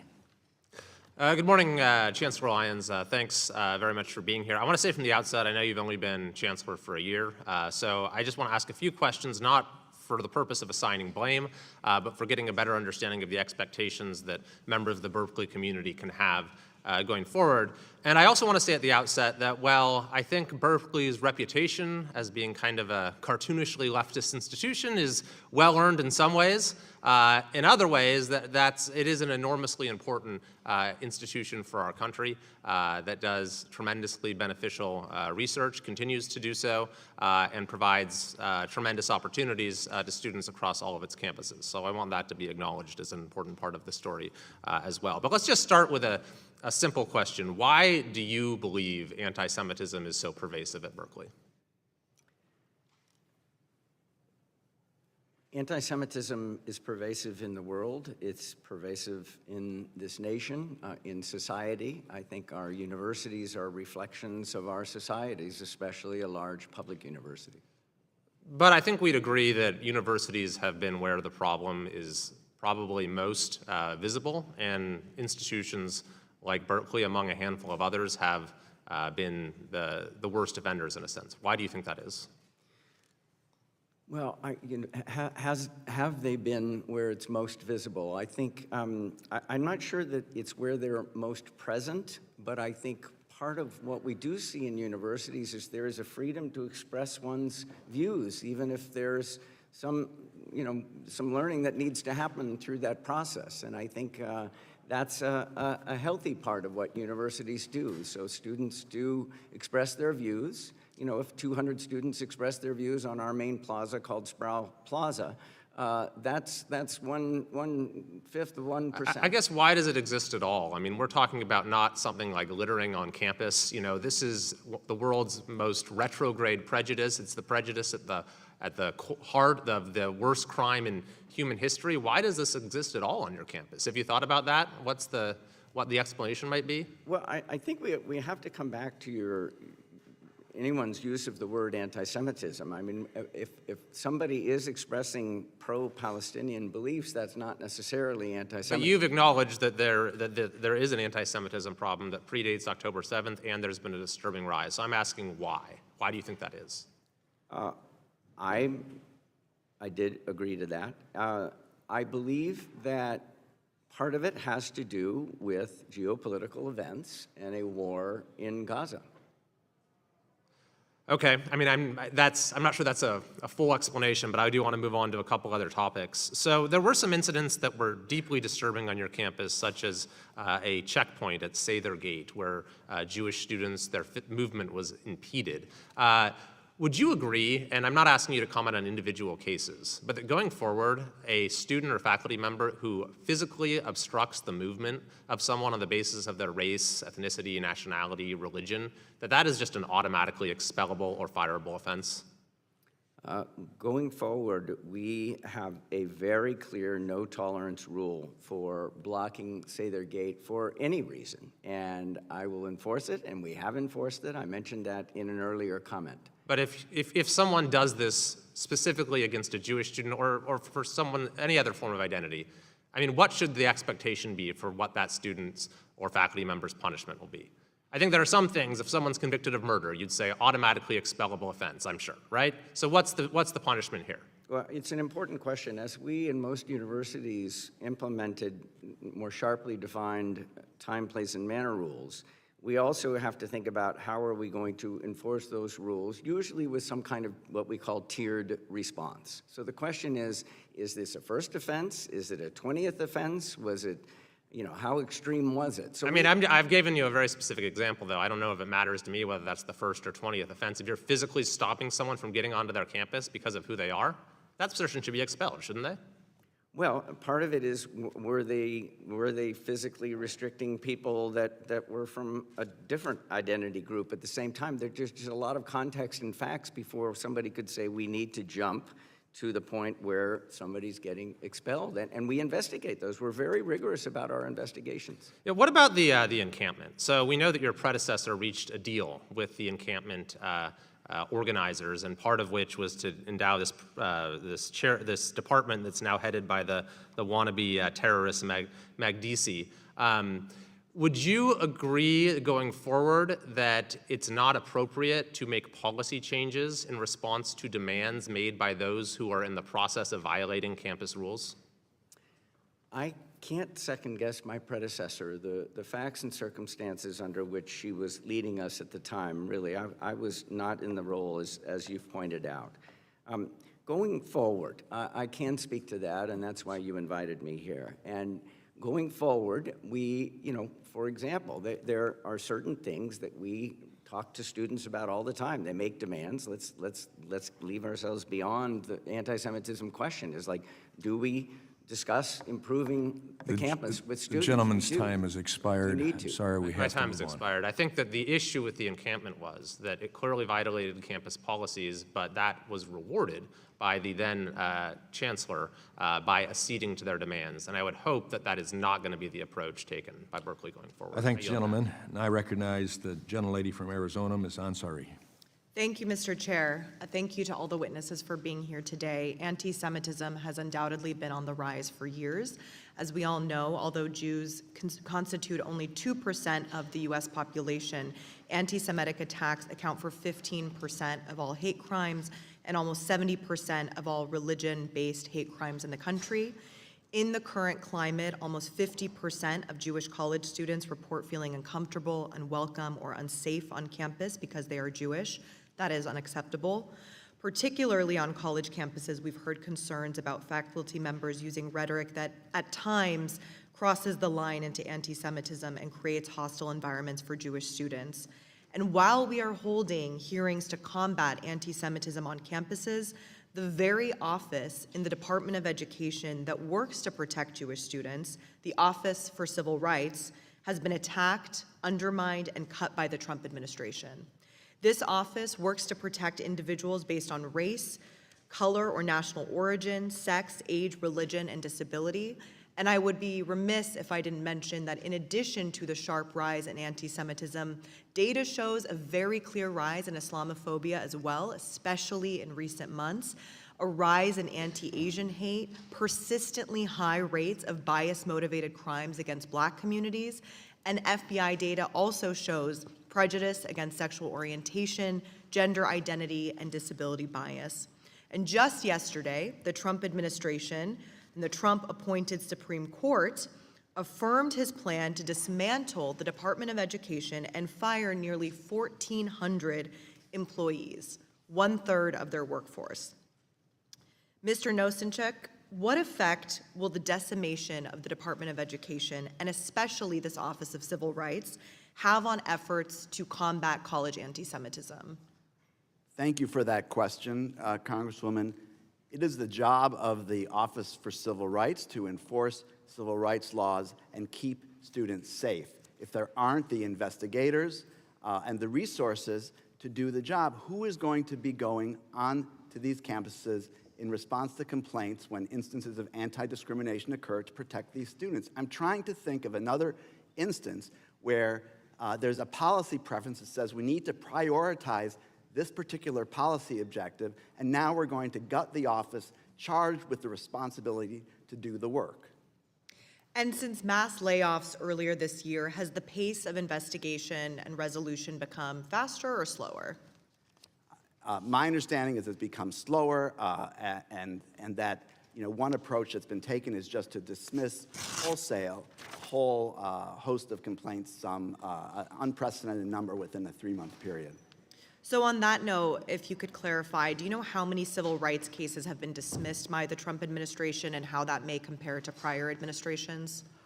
Well, I do know that there was this about 3,400 that were dismissed within a 3-month period from March through June, as that outpaced any rate of dismissal before. The way in which OCR operated when I worked there is every complaint that was filed that stated claim that which was within the jurisdiction of OCR was opened for investigation. Doesn't mean that it necessarily resulted in a resolution agreement, but it was opened for investigation because the belief was that every student who has a complaint needs to be heard and their complaint examined to determine whether there has been discrimination that rises to the level of harassment or hostile environment under Title VI, and what the university that is accountable for protecting that student's civil rights is doing about it. Thank you so much. This year, in addition, the Trump administration shuttered 7 out of 12 civil rights enforcement offices, including the offices in New York City and San Francisco, 2 of the regions that are obviously represented on this panel today. Those offices were in the middle of handling over 6,000 cases. Mr. Nosenchuk, what role did these offices play in combating anti-Semitism under your tenure at the Office of Civil Rights? Thanks for that question. They played a very significant role. The offices that were shuttered were some of the most effective offices within OCR. I don't think, frankly, that that's a coincidence, and it happened that a number of those offices were the ones where a significant majority of the unprecedented number of anti-Semitism-related investigations that we opened were being handled, and there was tremendous expertise. If you added it up, I imagine it would be decades or centuries of expertise if you added all the years of all the investigators who worked in these offices and really were deeply committed and are now shattered by the fact that they've lost their jobs and seen the office that they were dedicated to be basically eviscerated. Thank you. This administration has been weaponizing the rise of anti-Semitism in their war against higher education. If they were serious about protecting Jewish students and educators, they would be providing more funding and more staff for the Office of Civil Rights. Thank you. Thank the gentlelady. Her time has expired, and I recognize the gentleman from Missouri, Mr. Under. Thank you, Mr. Chairman, and thanks to all the witnesses for being here today. Chancellor Lyons, the UAW represents 48,000 academic workers in the University of California system. How many on the Berkeley campus? Are you aware? I don't have that. Yes, it does. Number. Right. Here. Well, the UAW has endorsed encampments that feature imagery supporting terrorism, has led student sessions on how to agitate on campus. Union leaders have even come to campus participating in anti-Semitic chants. A microbiology grad student filed a lawsuit, Yanov versus UAW 4811, alleging that the union's activity contributed to a hostile work environment and violation of Title VII and the California Fair Employment Act. In your opinion, does the UAW contribute to anti-Semitism on the University of California, Berkeley campus, or in the system? It would be inappropriate for me to speak to a case that is clearly in litigation, so I won't do that. I think it's also important to understand that unions are independent organizations, right? We don't control them, they don't control us. So it's not something that we have any direct control over. Okay. Now, here is an area where the union does seek to interact with Berkeley. The UC UAW strongly supports BDS, boycott, divest, and sanction, and is looking to impose it on the U of California system. In January and April of 2024, the UAW passed resolutions to that effect. If in the next round of collective bargaining, the UAW demanded a provision that implements BDS, would you counsel for agreeing to such a provision or oppose it? It is the stated policy of the University of California that we do not boycott countries. We have specific rules for when divestment can be considered, and we're very systematic about how we apply those rules. I can speak for myself personally. I would oppose it. Thank you.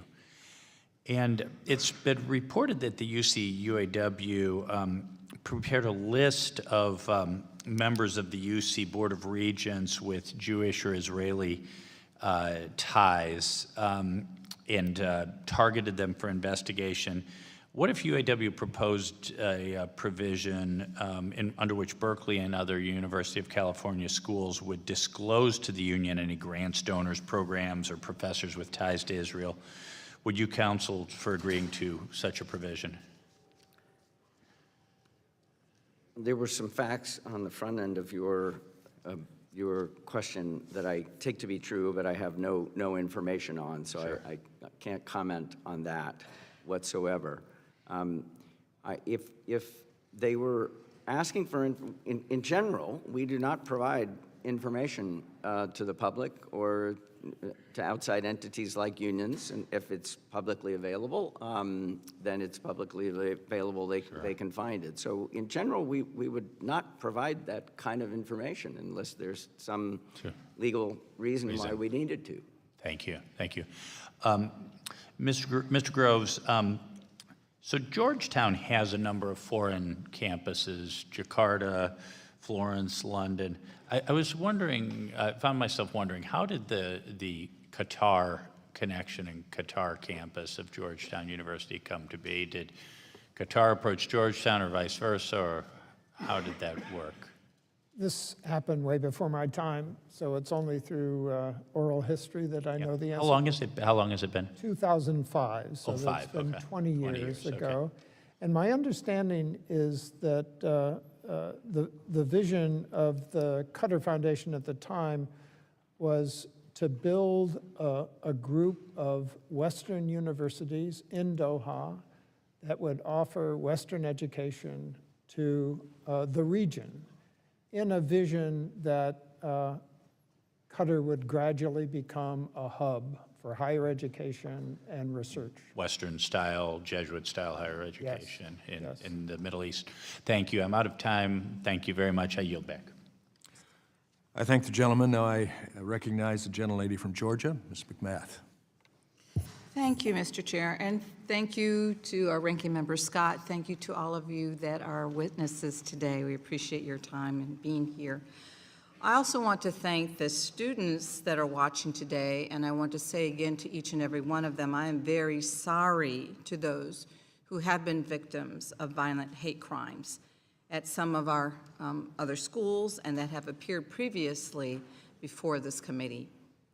As a mother of a child, myself, who was killed in a racially motivated shooting, I know what it is like for your family to be attacked solely because of who you are or how you were born. I know how painful it is for those preconceived notions that someone may have, preconceived notions that have nothing to do with the actions you have taken as an individual, for those notions to drive someone's entire view of you or your loved ones as a person. That is the type of dangerous mindset that took my son from me. And I want to remind everyone here how important it is that we engage in good faith to get this right. Anti-Semitism remains a growing threat on campus today, but the actions taken by the majority are not motivated by the rooting out of the evils of anti-Semitism and other forms of hate in American society. These actions today, they're not going to improve the situation. They are only fostering further distrust between different groups on and off campus.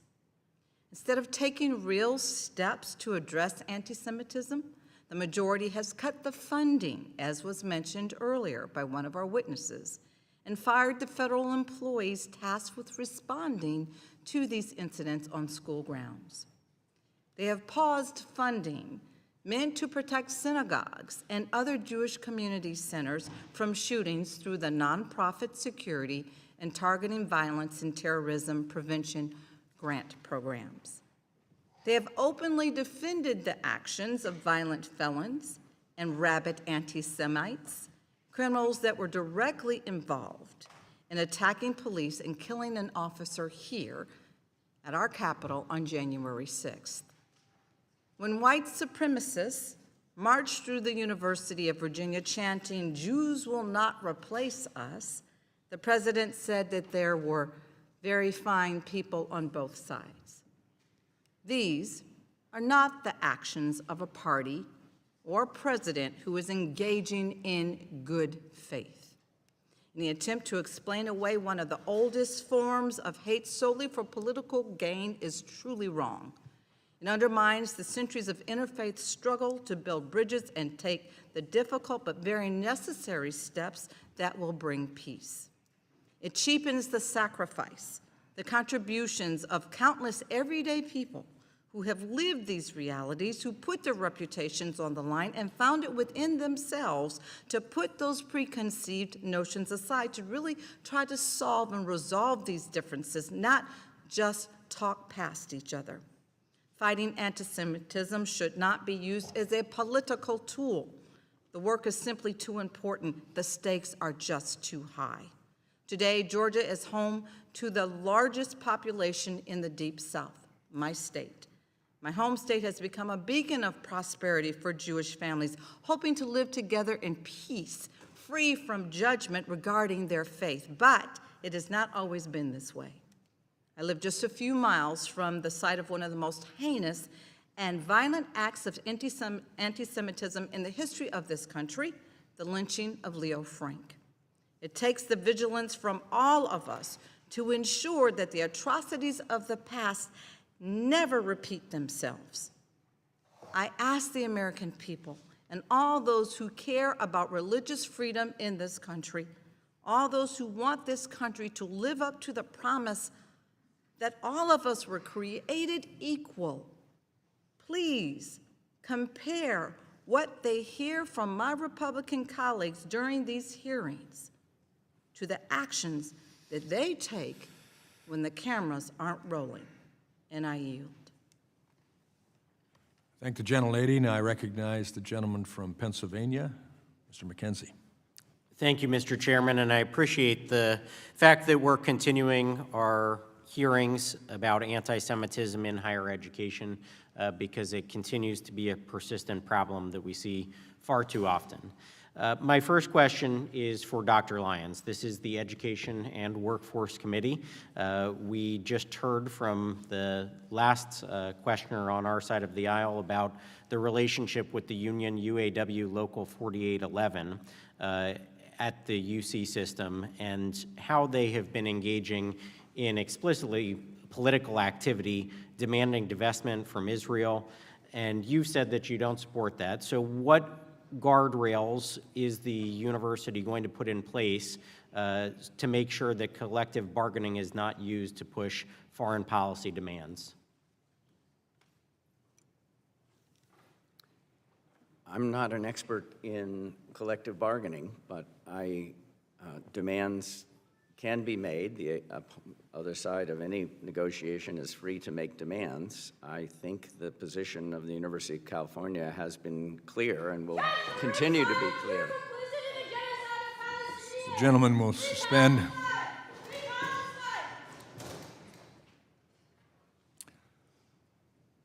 All in attendance are reminded, in accordance with Rule 11, Clause 4 of the House of Representatives, to observe standards of dignity, propriety, courtesy, and decorum traditionally observed by the House and this committee.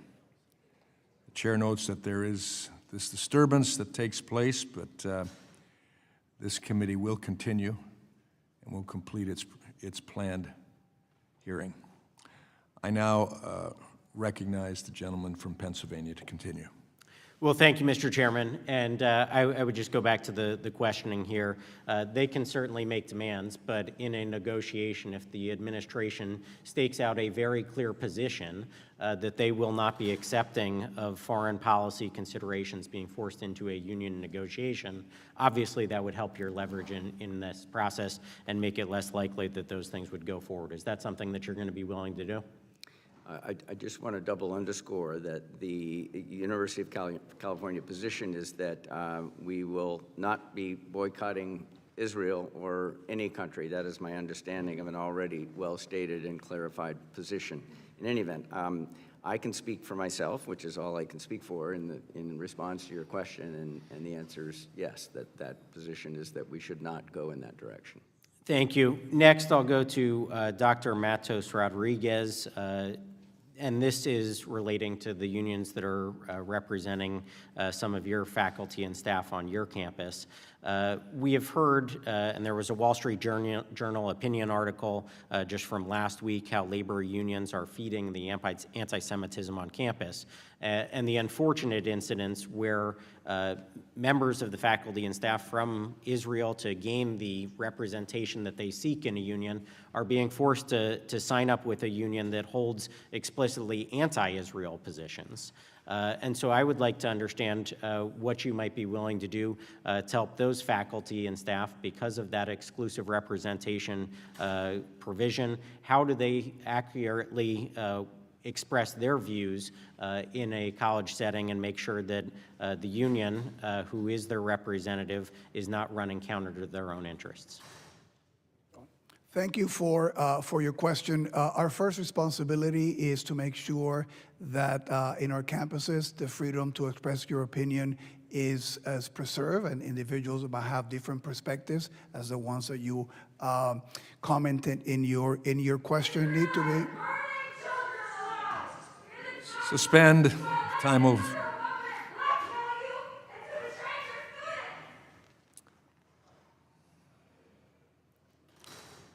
I don't know if it's appropriate, but I was expecting that one.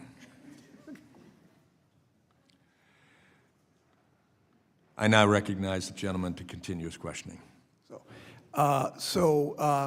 Having said that, the other part of that is that we expect everybody to conduct themselves, every faculty, staff member, and student at the City University of New York, with the utmost level of professionalism and to abide by all our policies.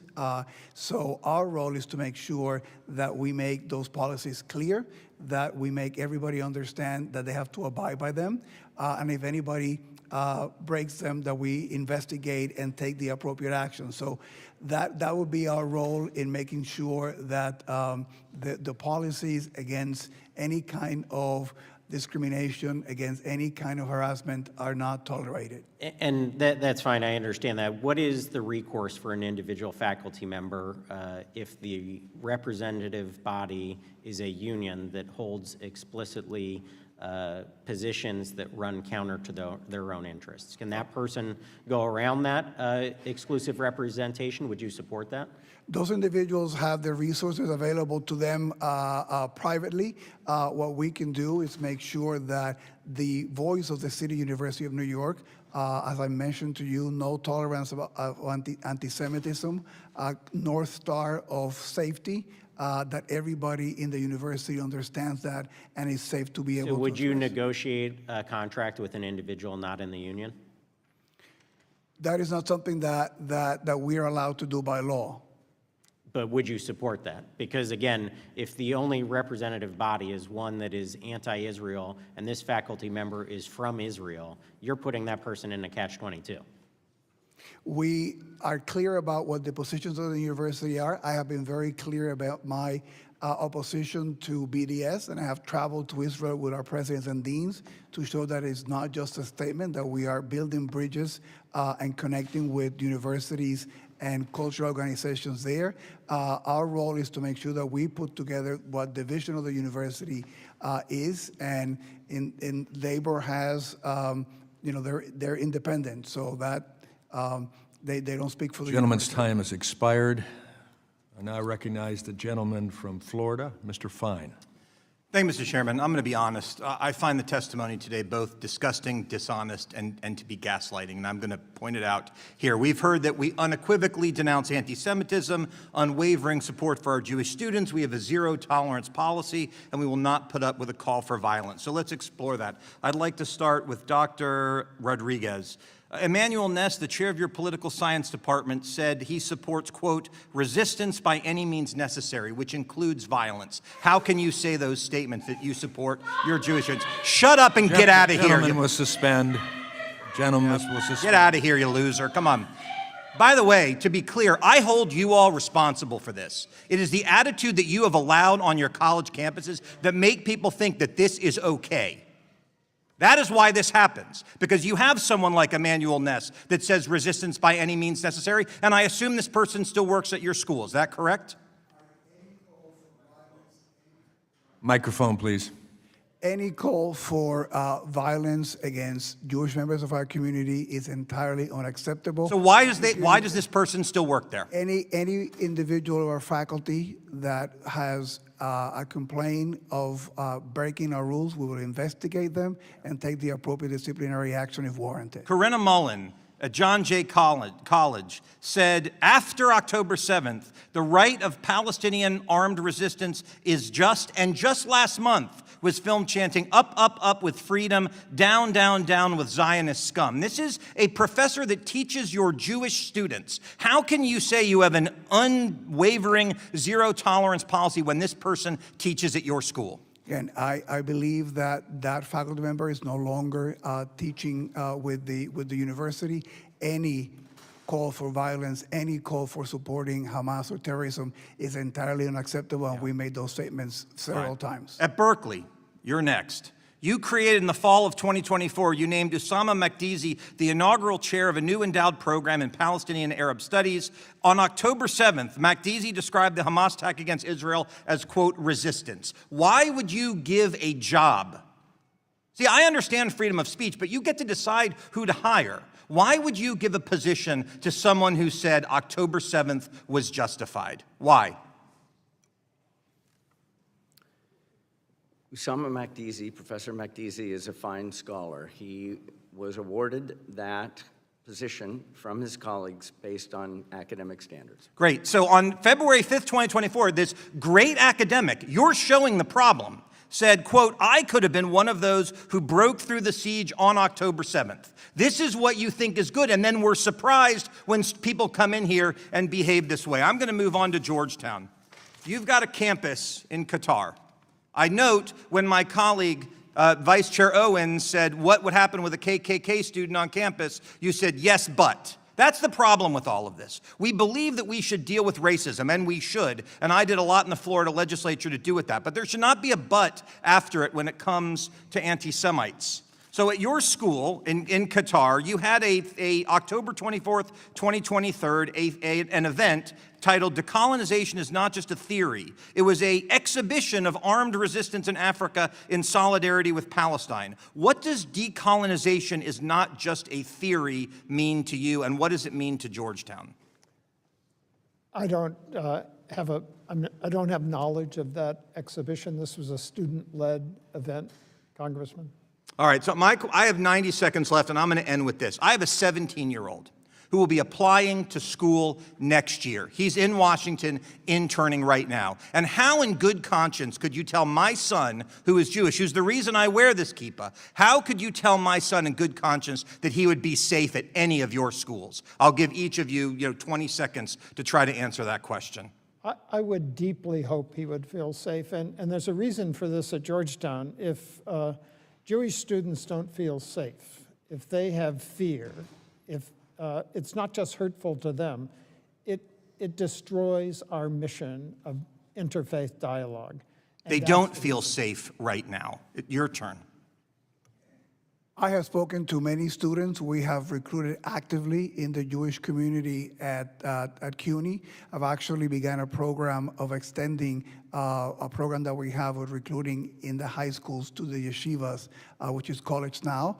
And again, we have listened. I have met with the students, gone to Hillel, listened to their concerns, and I've told them that we need to do better. We have made the changes, and we're showing the results. And listening and being committed to their safety is something that I wake up every day to do. Yeah, I don't even need an answer from Berkeley, given the answer to that question about that professor. I would tell you this, the Jewish students on your campus, they do not feel safe today, and you all should be ashamed about that. And with that, I yield back.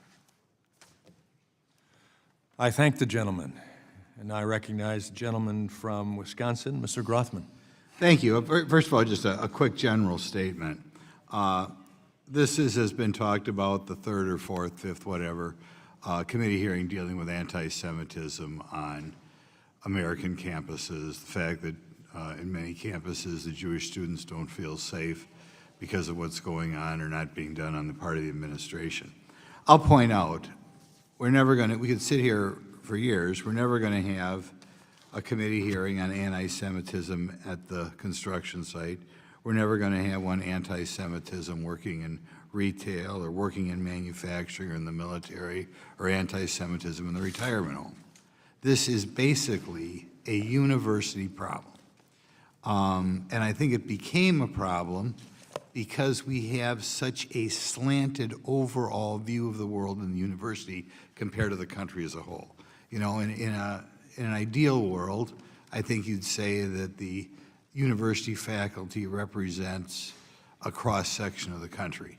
But we all know that's not true. If we talk to university professors, they'll tell you I was the only person out of 20 people here who voted for President Trump in my department or whatever. And, you know, not every state keeps track of, you know, which party you register in. But in universities that they do keep track, or people do studies, the universities are just overwhelmingly Democrat, which is a breeding ground for this anti-Semitism, because right now, the progressive wing of the Democrat Party, not the entire Democrat Party, but the progressive wing of the Democrat Party, which kind of drives the train over there, this anti-Israel feeling has become one of the things, along with global warming or racism or whatever, that becomes the norm. I'll ask a couple of you guys. I guess I'll start with Dr. Lyons. Do you feel your university, ideologically across the board, represents the country as a whole, or even California, as far in disciplines in which there's an ideological component? Law school, journalism school, political science. Does it bother you if it is, you know, the country as a whole right now is about 50-50. Does it bother you that you do not, that I assume, like most college campuses, your student body and your faculty, especially your faculty, don't even remotely represent America? Ideological or political considerations are not conditions for employment at UC Berkeley. That's true. No, the question is, if we were talking about affirmative action and you had 8,000 faculty and 5 were black, you would say that's a problem. Now, given that everybody brings a certain ideology to their job, particularly if you're teaching students, that is a problem if it doesn't represent America. I mean, I've been doing this for over 20 years, a politician back home and here. Again and again and again, I hear from college students who can't say what's on their mind in an essay or whatever because they know the teacher will give them a bad grade, or feel the teacher will give them a bad grade if you didn't give the progressive viewpoint of the world. Does this bother you, and do you think this is any of the problem? We'll ask you, Dr. Well, your statement about getting a bad grade because of Does it bother you? Does Yeah, it bother you it that bothers does it me bother you deeply. that your faculty does not remotely represent America? It What is bothers me- disproportionately not only Democrat, but progressive Democrat, which is where this idea that anti-Israel is the thing to come from. That's where it comes from, the progressive left. And way disproportionately, your faculty also comes from the progressive left. That's why these people get away with this and think it's normal.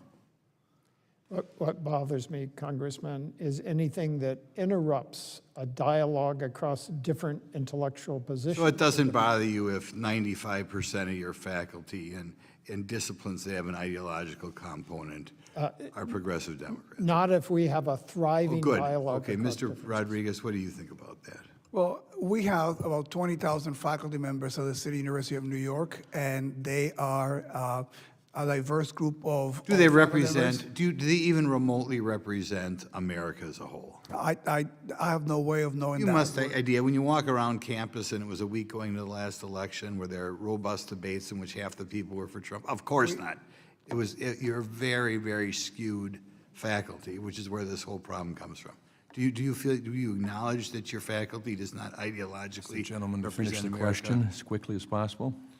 Again, we have a large number of faculty, and they represent diverse points of view, diverse political viewpoint all across the City University of New York. If I ask you to name. The gentleman's time has expired. Thank you for being friendly. He yields back. I now recognize the gentlelady from Minnesota, Ms. Omar. Thank you, Chairman. It seems that the majority on this committee is eager to continue enabling this administration's repressive agenda. President Trump's attack on civil liberties and academic freedom are well documented. While Republicans continue their charade, new information about the Trump administration's policy of ideological deportations is coming to light. Last week, a senior ICE official testified in court that the agency is using the website Canary Mission to target students for deportation. Canary Mission is an anonymous site that blacklists and doxes individuals, charging them with anti-Semitism through little evidence or zero due process. It has long been criticized for its McCarthyism tactics that surveil students, repress speech, and instill a culture of fear across campuses. This is a site that reframes attending an anti-war protest as supporting pro-Hamas rally.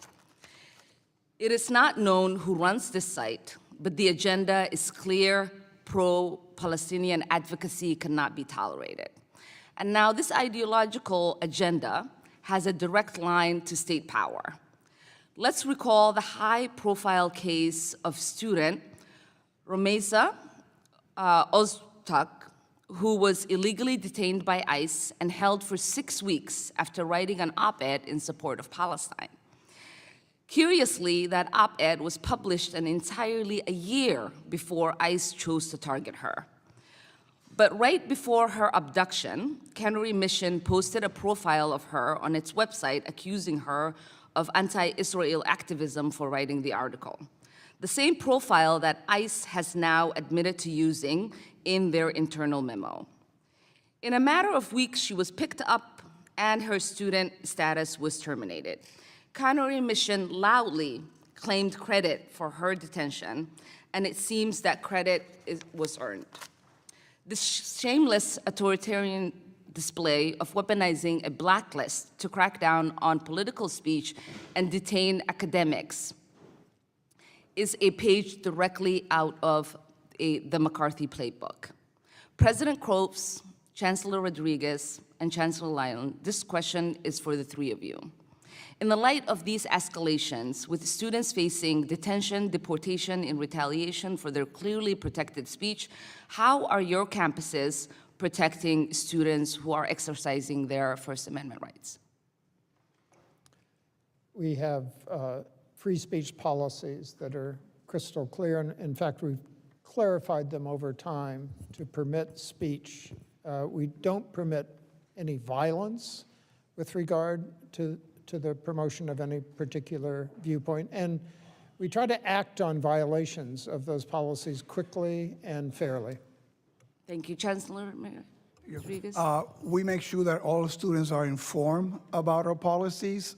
We want students and all the members of our community to exercise the right to free speech, but they have to do it abiding by our rules and regulations.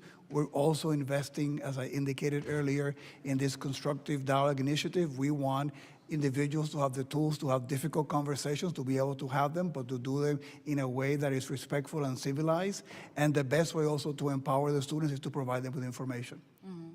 Chancellor Lyons. We are supporting with education and training over 30 anti-bias initiatives to make sure that students can see into these issues more deeply. New curriculum, like what I mentioned earlier, a course like openness to opposing views, sharpening where the no tolerance lines are, which was very, very helpful, I believe, for the students to feel like they could safely express their free speech rights. And at what stage, to the three of you again, will you intervene when students are being doxxed? We've seen fans in front of your campuses with students being doxxed. Well, at Berkeley, the question there is if a doxing or other discrimination or harassment event would be reported, and we would follow it up with an investigation and make a decision. And we have a webpage that we indicate to members of the community as a resource for the different things that can be done if someone is the subject of doxing. Reports of doxing are acted on quite quickly and investigated. Appreciate that. Thank you, and I yield back. I thank the gentlelady. I now recognize the gentleman from North Carolina, Mr. Harris. Thank you, Mr. Chairman, and I thank all of you for your time and your patience and being in the panel. I appreciate your written testimonies and had an opportunity to review those as well as hear you today. Dr. Groves, in your testimony, you said, and I quote, "As a Jesuit university, we believe that working with someone with conflicting views to yours does not imply that you've been captured by their beliefs," end quote. And I agree with that statement. Unfortunately, it seems that some at Georgetown have been captured by the beliefs of some ideologies that are at odds with Georgetown's Catholic and Jesuit mission. In fact, it looks like you are celebrating ideas that are in direct opposition to those values. Earlier this year, you awarded a medal to Sheikha Moza bint Nasser, the mother of Qatar's Emir and chair of the Qatar Foundation. Yet months prior to giving this award, Sheikha Moza had posted on social media comments praising the October 7th attack on Israel. She praised the mastermind of the October 7th attack, Yahya Sinwar, saying, quote, "The name Yahya means the one who lives. They thought him dead, but he lives," end quote. And she added, apparently referring to Israel, quote, "He will live on, and they will be gone," end quote. I have to ask, why did you give a medal to someone who had made such anti-Semitic comments and represents a government that supports a U.S. designated terror organization like Hamas? Well, thank you. Thank you for the question. The award to Sheikha Moza was given for her work, decades-long work, for educating, getting access to education to the poorest children around the world. At this point, there are 22 million children in the world that would not have had access to education without her work. It was for that work that we honored her. Okay, and I hear that, but you also said at the award ceremony that the medal, quote, "is reserved for individuals whose contributions reflect the university's deepest commitments," end quote. Is the destruction of Israel something Georgetown would support? The deepest commitments of Georgetown stem from our Jesuit heritage of educating youth around the world, and she amplified, she's a great example of that through her work over the decades. But I'll repeat the question. Is the destruction of Israel something Georgetown would support? I don't support that tweet. That tweet is not consistent with Georgetown policy. We honored her for her decades of work in access to education to the poorest children of the world. Okay, if her remarks don't reflect the university's deepest commitments, would you consider revoking the medal? We will not revoke the medal because the reason for the medal remains true. Her decades-long work in educating the poorest children of the world. 22 million children having education that they wouldn't have had without her work. Chancellor Matos Rodriguez, a Jewish student withdrew from Brooklyn College after her professors repeatedly described Jews as white oppressors. They told her that Jews, therefore, had no right to speak about their history of oppression. Are Jews white oppressors?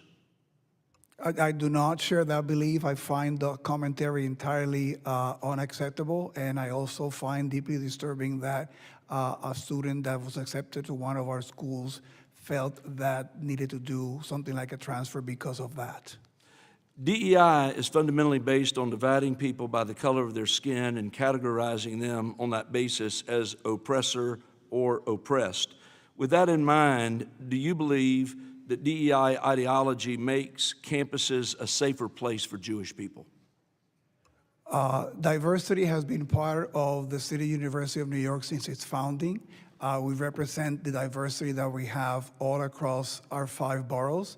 It's been one of the key elements of the DNA of CUNY since the founding of the Free Academy. So we are committed to that work of diversity, and it's been part of CUNY's work since its founding. So are DEI programs an effective way, you would say, to address anti-Semitism?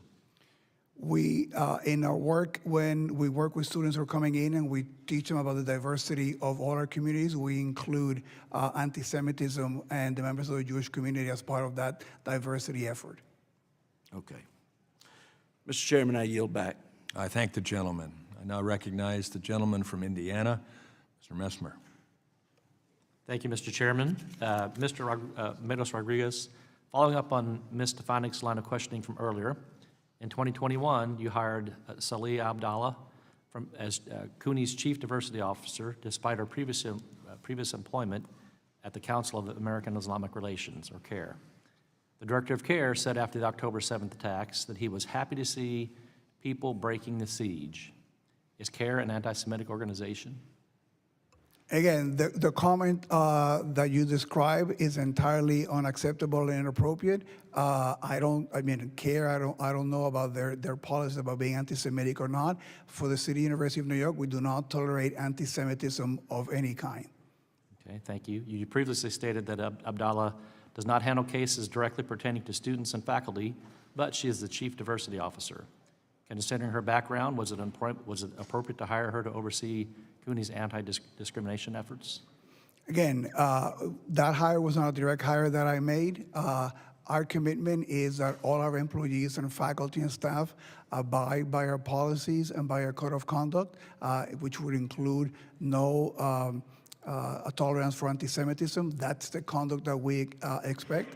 And if any employee is seen to be breaking those rules, they'll be investigated and the appropriate disciplinary action will be taken. Okay. You have said that Abdallah's work at CARE is consistent with CUNY's commitments to inclusion and respect. Do you remain confident that she can objectively investigate anti-Semitism at CUNY? We have had no complaints with that employee. And again, as I said before, our commitment is if any member of the CUNY community, faculty, staff, or student violates our policies, violates our code of conduct, we will investigate. We've done it, and we've taken action. Has she been removed from any anti-Semitism investigations at this point? Again, there was one case in which, in the petition by an individual involved, suggested, and we accommodate that individual. Okay. Chancellor, earlier you said that only 3 of the 7 students were disciplined at CUNY for their participation in an encampment. Why were only 3 disciplined, and what kind of discipline did they receive? Again, I cannot speak to the specific cases of discipline. We work with the district attorney's office in that case. One of the things, and they were individuals that were engaged in breaking into the administrative building at City College. As I indicated before in my testimony, the experience of that encampment is one that we've taken to heart. We have zero tolerance for encampments in CUNY right now, and we have doubled down in our efforts to make sure that our rules about time, place, and matter are clear to the students, and we've also invested heavily in additional security to be able to prevent any such situation occurring again. Okay, thank you. Chancellor Lyons, Berkeley professor Usama Makdisi described Hamas's October 7th attack as resistance. He also reposted an article praising the determination and courage of Hamas terrorists, saying they heroically defended their homeland. Do these statements endorse violence against Jewish people?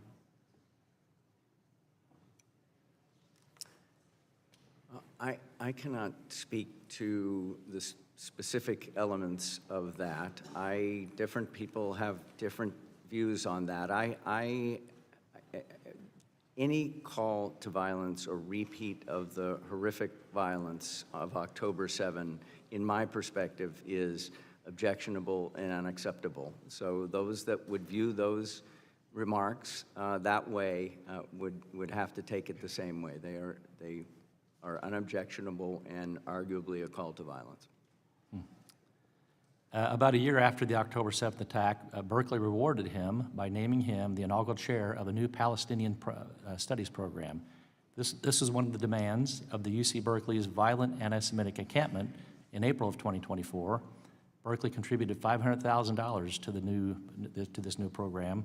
I know you were not chancellor then when it was stood up, but in your view, was this decision to appease anti-Semitic violent student demonstrators wrong or right? I can't speak to the context. I don't have the facts or the circumstances upon the making of that investment in that program. I will also say that a very similar investment was made in our Jewish studies program at the same time. Okay, thank you. I yield back the rest of my time. I thank the gentleman. I recognize the gentleman from Washington, Mr. Baumgartner. Thank you, Mr. Chair. Well, it very much pains me what has happened to higher education in America in its current status. I'm the son of a university professor. Actually, I spent a year in between WSU and Harvard teaching at the Catholic University of Mozambique, living and working with the Jesuits, so I have strong affinity for the Jesuits. But the radical leftward bent of America's higher education system has accelerated in the last 5 years has been extremely concerning. The diversity statements that you have, many college administrators have forced their faculty hires through to promote even more of a radical ideology, I think is very destructive. And I think what you're seeing from Congress these days is a representation that the American people have very much lost trust, or large segments of the American people have very much lost trust in higher education, and that trust needs to be restored. It is my belief that one of those ways that trust could be restored would be to fully account for any foreign influence or foreign spending on your college campuses. And Dr. Groves, I'd like to start with you. Does Georgetown fully account, and is Georgetown fully transparent with foreign money spent on your campus? We certainly attempt to report all of our receipts from non-U.S. sources. One measure of that was with regard to Section 117 reporting, that there was an investigation of Georgetown along with other universities. And after months of reviewing the data we had submitted to the Department of Education, we received a letter commending us for our reporting. This is in 2021, 2022. And can you commit right now to the American people that every dollar of foreign spending you will be transparent with? I would be happy to commit to that. Okay, thank you.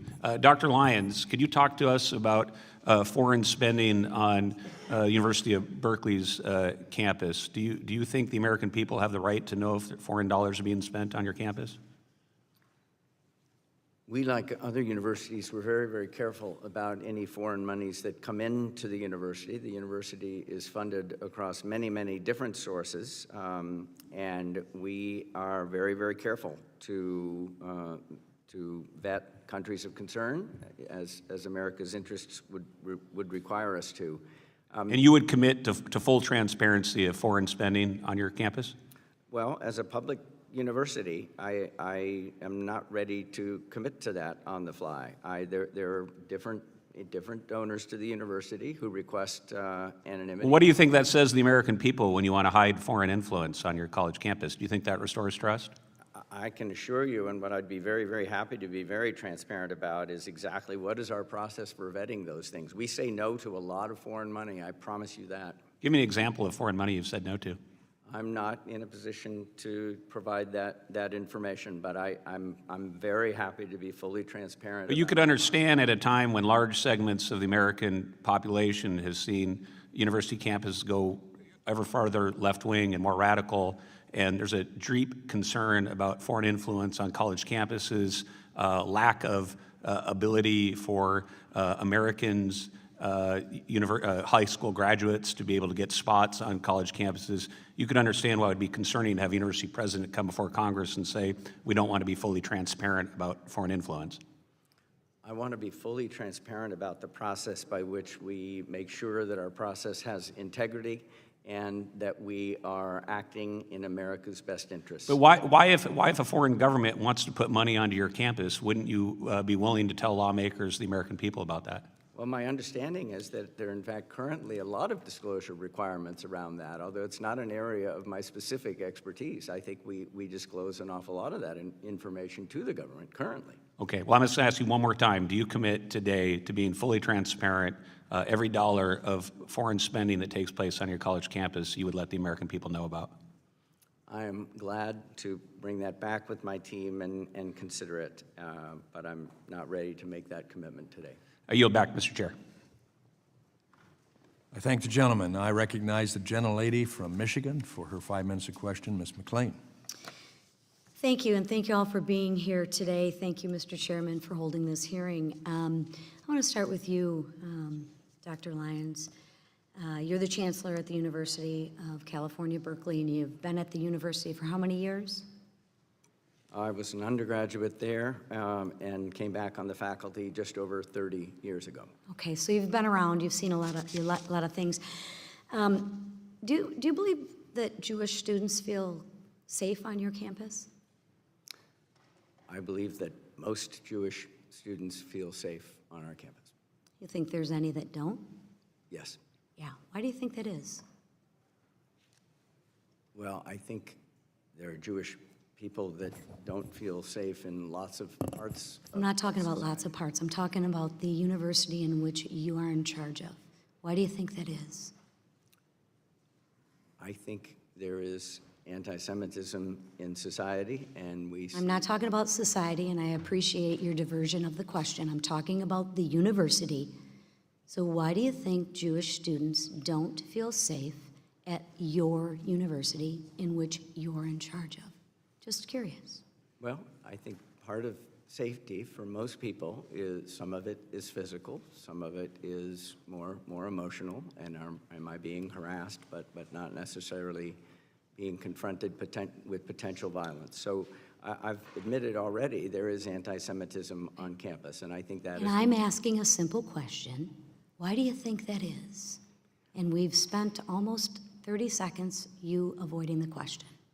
Well, I do believe that public universities are reflections of society, and I believe that the anti-Semitism on society is present on our campus. Do you believe you can influence the direction and how people feel on your university? Do you have any influence on that? Do you believe the actions that you or your staff or faculty members take have influence on that? Yes. I would agree. Are you committed to taking the action to making sure that all Jewish students, as well as all students, feel safe on your campus? I am committing to striving to reach that goal, correct. Wonderful. Okay. So just quickly, if a black student's home was vandalized with a noose and racist graffiti, and a note was left saying that you're next, would you consider that an example of racism or discrimination? On its face, personally, yes. Wonderful. Well, in December of 2023, while you were a senior executive there, a Jewish student's home was robbed, and a note was left saying, F you. They wrote out the real word. Free Palestine, from the river to the sea. You think that's helpful for the Jewish students? No. No. What action did Berkeley take? I believe that predated my time, but what I can say It is predated your time as chancellor, but you were there as a senior executive. well, I don't know this for a fact sitting here, but I am almost sure that that was reported and that was investigated, and And what was the result? it is hard. I mean, it's great that we report it and we investigate it, but you notice the one thing that's missing is like the result. Okay, we're gonna, all right. In your testimony, you rightly acknowledged Hamas's invasion of Israel as a terrorist attack.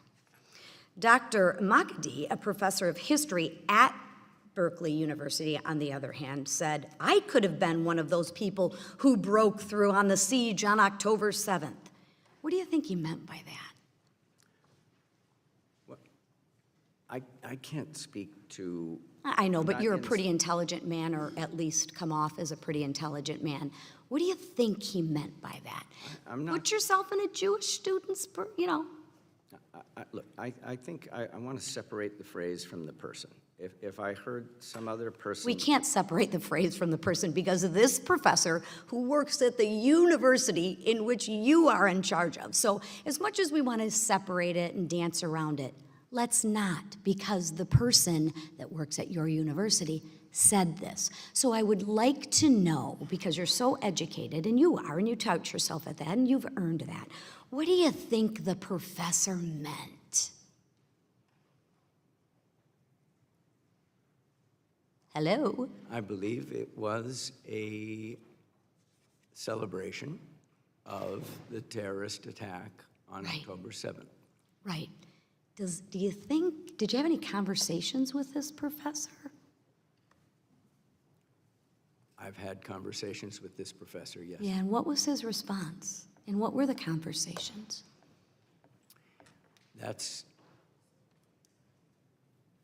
He's a fine scholar, and That's a fine scholar that spews hate, and the people who pay, the students, don't feel safe. That's great, he's a fine scholar. I'm sure there's a lot of murderers in prison that are fine people too, fine scholars. But they do some pretty nefarious and heinous acts. So you want to explain what the conversation was? The lady's time has expired. Saved by the bell. Thank you, Mr. Chairman. I thank the gentlelady.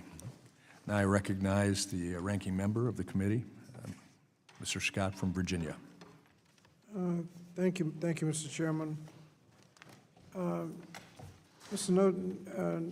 Nosenchuk, we've had a lot of comments entered into the record, complaints and comments with no indication of the resolution or status of an investigation. What's wrong with drawing conclusions, just having one side, just having heard the complaint? Thank you for the question, Congressman Scott. What's wrong with that is that the investigation hasn't been completed. You know, there is such a thing as due process, and there's such a thing as process. And both of those need to be observed so that everyone involved in a particular investigation has their views and or perspectives heard, and then the evidence can be evaluated and a determination can be made as to whether, you know, in the case of a Title VI violation, the criteria for harassment or hostile environment have been met. Now, Title VI has a process starting with a complaint, an investigation, an opportunity to cure, and then a sanction if it's not successful.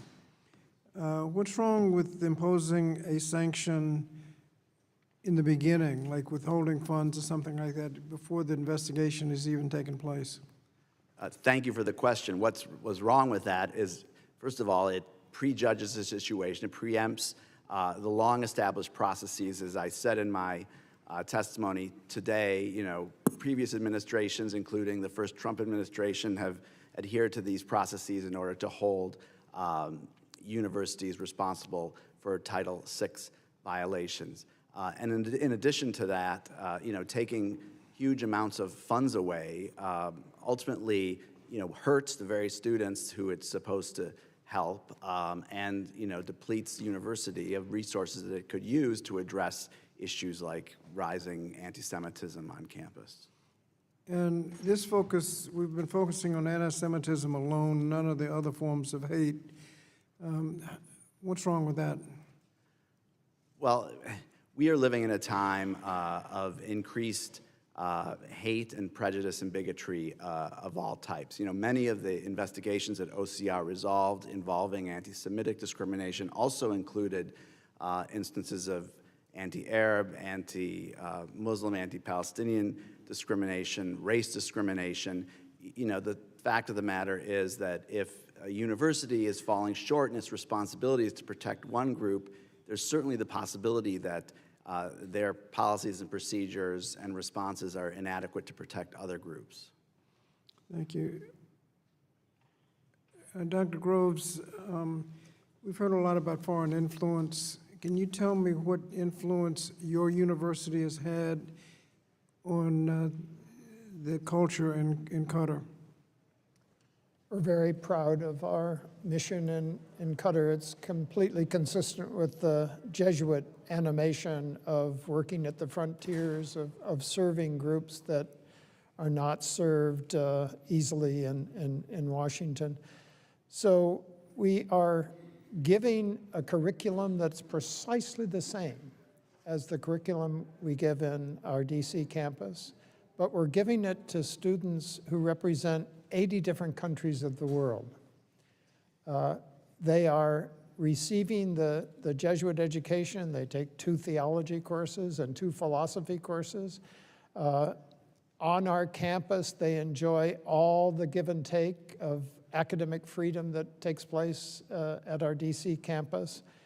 And 70% of the students are young women, a group that is underserved in that region. So over the 20 years... And what effect does that have on the culture? I'm convinced that gradually opening the eyes to new ways of thinking that we represent there you can see the change occurring already. Our alumni are taking positions of great importance over time in many countries of the world. Thank you. Do any of the colleges have Title VI monitors? Yes, we do. Georgetown does. That is done by the new center that we instituted. Okay. Dr. Yes, Lyons? Berkeley does. And what is, well, I guess I'm out of time. Thank you.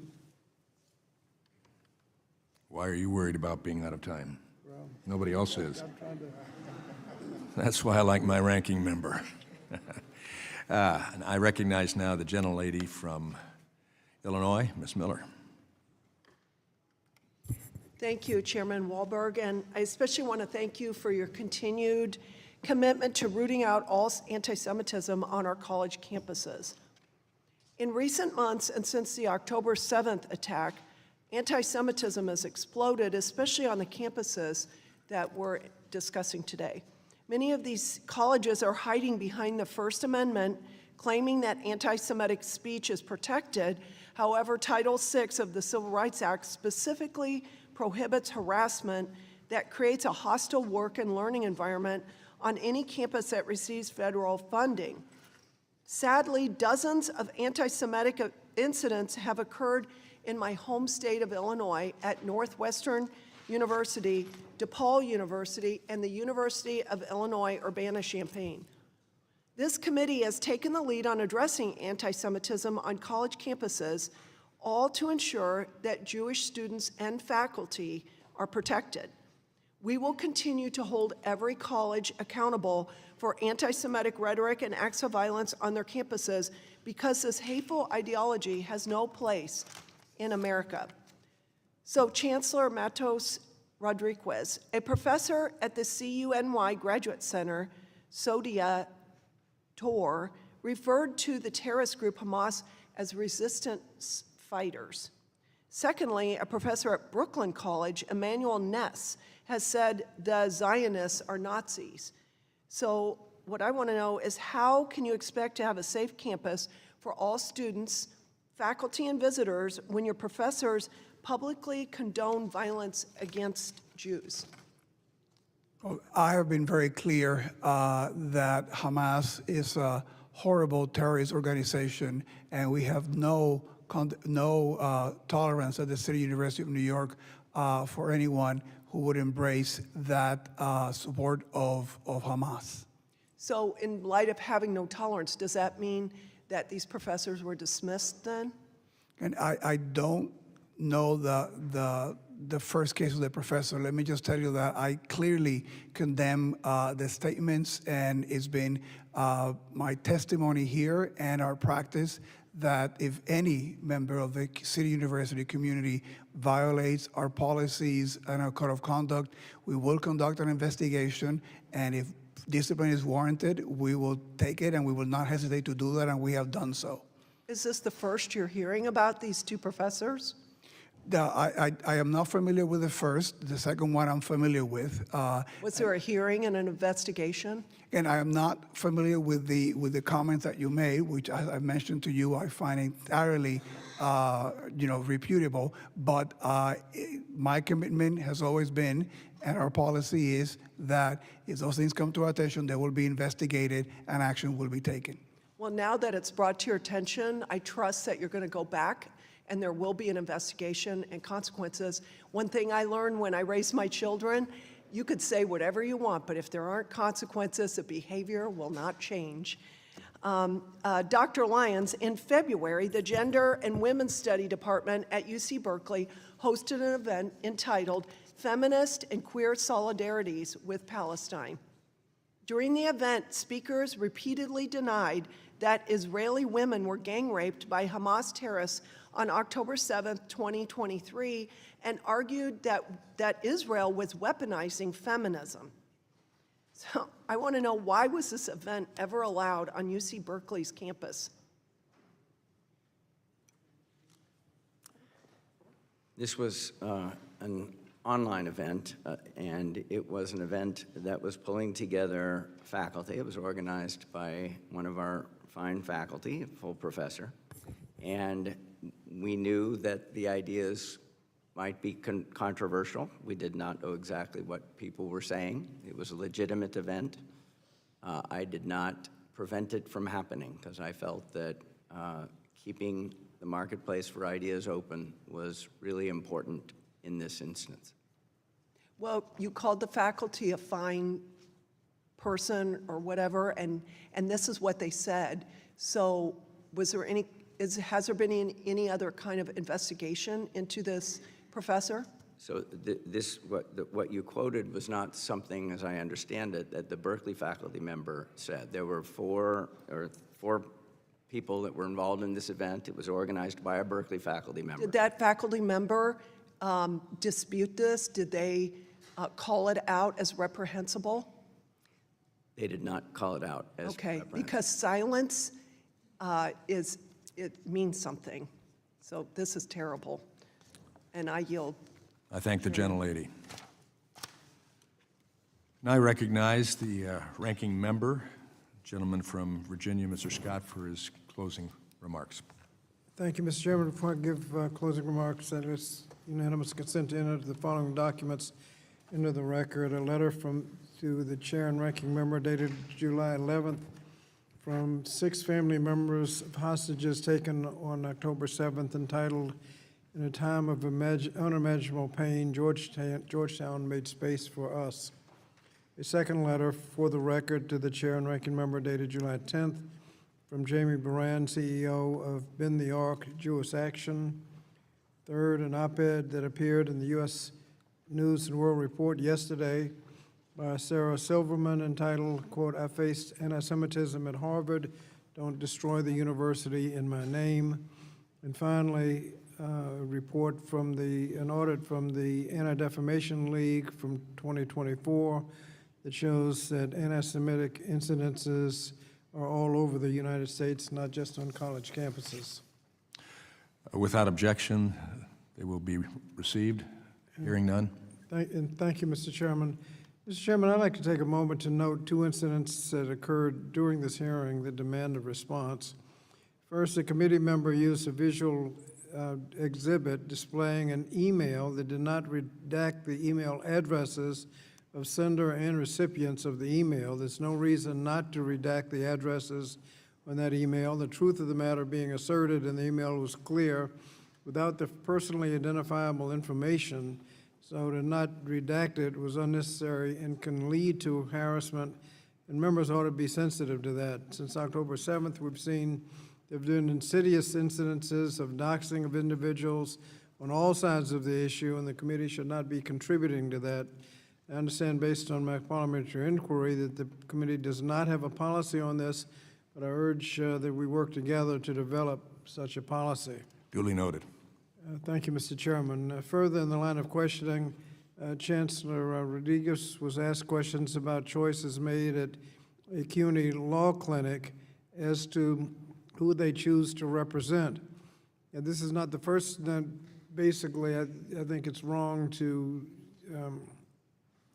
evaluate lawyers based on their clients, but this is not the first time the committee has asked questions about how a law school clinic operates and who they represent. The last time we attempted to do so, the clinic hauled the committee and two of the chairs into court, arguing in their lawsuit that the letter, quote, reflects a bare desire to harm plaintiffs for their association with left-wing causes that the committee does not like, and for the protected speech reflected in their progressive left agenda. At a hearing, Matthew Berry, the House counsel representing the committee, said in regard to that legal clinic inquiry, quote, I want to be absolutely clear that the formal request has been withdrawn. It is not a cover for, and there's not going to be any informal behind-the-scenes request for the same documents. I find it troubling that what we promised not to do to one school in court, we've attempted to do in another school in an open hearing. I want to reiterate something fundamental. Institutions of higher education must be places where all students, faculty, regardless of background, can learn and teach free from discrimination, harassment, or violence. This is not a partisan issue, it's a moral imperative. But what we've seen from the Trump administration is not a good faith effort to uphold those values. Instead, we've seen a radical reinterpretation of our nation's civil rights laws, one that weakens protections for students while empowering political actors to meddle in academic spaces. They've shifted the standards schools must meet, stripped institutions of clear guidance, and in doing so, created an atmosphere of fear, confusion, and intimidation. If the administration was truly concerned with civil rights enforcement, they wouldn't have gutted the Office of Civil Rights, the very agency charged with investigating discrimination on campuses across the country. You can't claim to be a champion for civil rights while disarming the body meant to enforce them. Then we need to be honest about what's happening. The Trump administration is destabilizing higher education itself, eroding trust, silencing dissent, and undermining universities' ability to promote diversity and critical inquiry, while at the same time sabotaging the Office of Civil Rights. Who suffers most from this strategy? It's the students, Jewish and non-Jewish, marginalized and unrepresented. They're the ones who will be, they're the ones left vulnerable and voiceless. Now, this should not be a partisan debate. It should be about ensuring that our schools are safe, inclusive, and intellectually vibrant. If we're serious about fighting anti-Semitism and all forms of hate, then we must be equally serious about defending institutions that educate the next generation and serious about increasing funding for the Office of Civil Rights at the Department of Education. Thank you, Mr. Chairman. I yield back. I thank the gentleman, and I thank the panel for being here today. It's been a long hearing, but I think it's an important hearing. I will stand by the contention that these hearings must continue. We need to continue to highlight bad actors in our higher education institutions. That's the reason we have an Education and Workforce Committee to deal with education. The philosophy of this administration, as well as mine, is that our responsibility at the federal level is to make sure that the local schools, K-12, are primarily manned, encouraged, directed, guided by, and cared for by the state and locals. But our institutions, especially those that receive federal dollars, we have an oversight responsibility.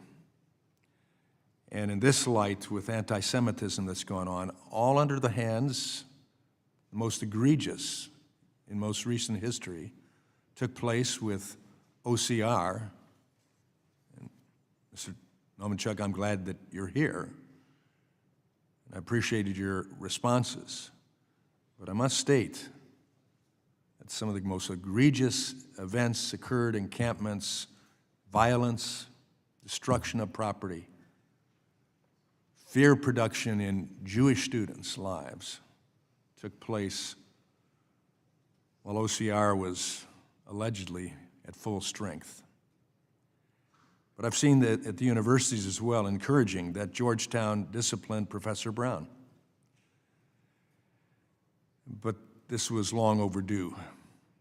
I'm disappointed that in what we've heard today, CUNY, as a chancellor, Mr. Rodriguez, you couldn't say CARE is anti-Semitic. Georgetown refuses to recognize anti-Semitism at its Qatar campus, at least unwilling to say that their responsibility is to make sure that the activities that go on at the campus, that the awards that are given to people who are anti-Semitic seems to continue. I'm concerned about that. Berkeley admits abhorrence of the views of the professor and rewarded with his own program, but won't do anything about it and refers to him as a fine scholar. That's something I could not refer to him when he misses a moral issue of humanity. Georgetown couldn't affirmatively say it wouldn't allow a member of the KKK to come speak. CUNY severely underrepresented the number of anti-Semitism complaints received. So those are concerns that we still have. I express appreciation for the statements that each of you have made about attempting to do better, to push back on anti-Semitism. I express appreciation sincerely for that. I hope that other institutions that watch this hearing are enlightened of the fact that that's expected of them as well. We also know that there are hundreds of higher ed institutions all across this country who have none of this anti-Semitism in a virulent nature evidenced on their campuses. They're still humans on the campuses, we get that. But we have to end this. And then I would also add that our concern is that as students leave these campuses with the experience of anti-Semitism, and faculty members that are indoctrinating them in that direction, that our K-12 students are in danger next. And that's what our states will have to face as they come to understand that this is something that can be experienced and accepted if we're not careful. So I say we ought to have these hearings. And we'll have plenty of other hearings as well on other issues and topics. But I would contend as well that anti-Semitism is also available to express anti-Americanism as well. We have a responsibility for that. So I thank you again for being here today. I would say for those that are watching, we expect you to step up to the plate and aggressively end any type of anti-Semitism, racism, we'll add that as well, Islamophobia, or anything else, to make sure that we have diverse campuses, but they promote education that refines, builds up, and is secure for all students on campus. I would like to thank our witnesses again, and I'd like to ask that they be allowed to leave before the rest of the audience because of some of the concerns, and I note that it was not the Jewish spokespersons disrupting this hearing today. And I think that can be noted all across. But we'd ask that the witnesses be allowed to leave first. Without objection, there being no further business, the committee stands adjourned.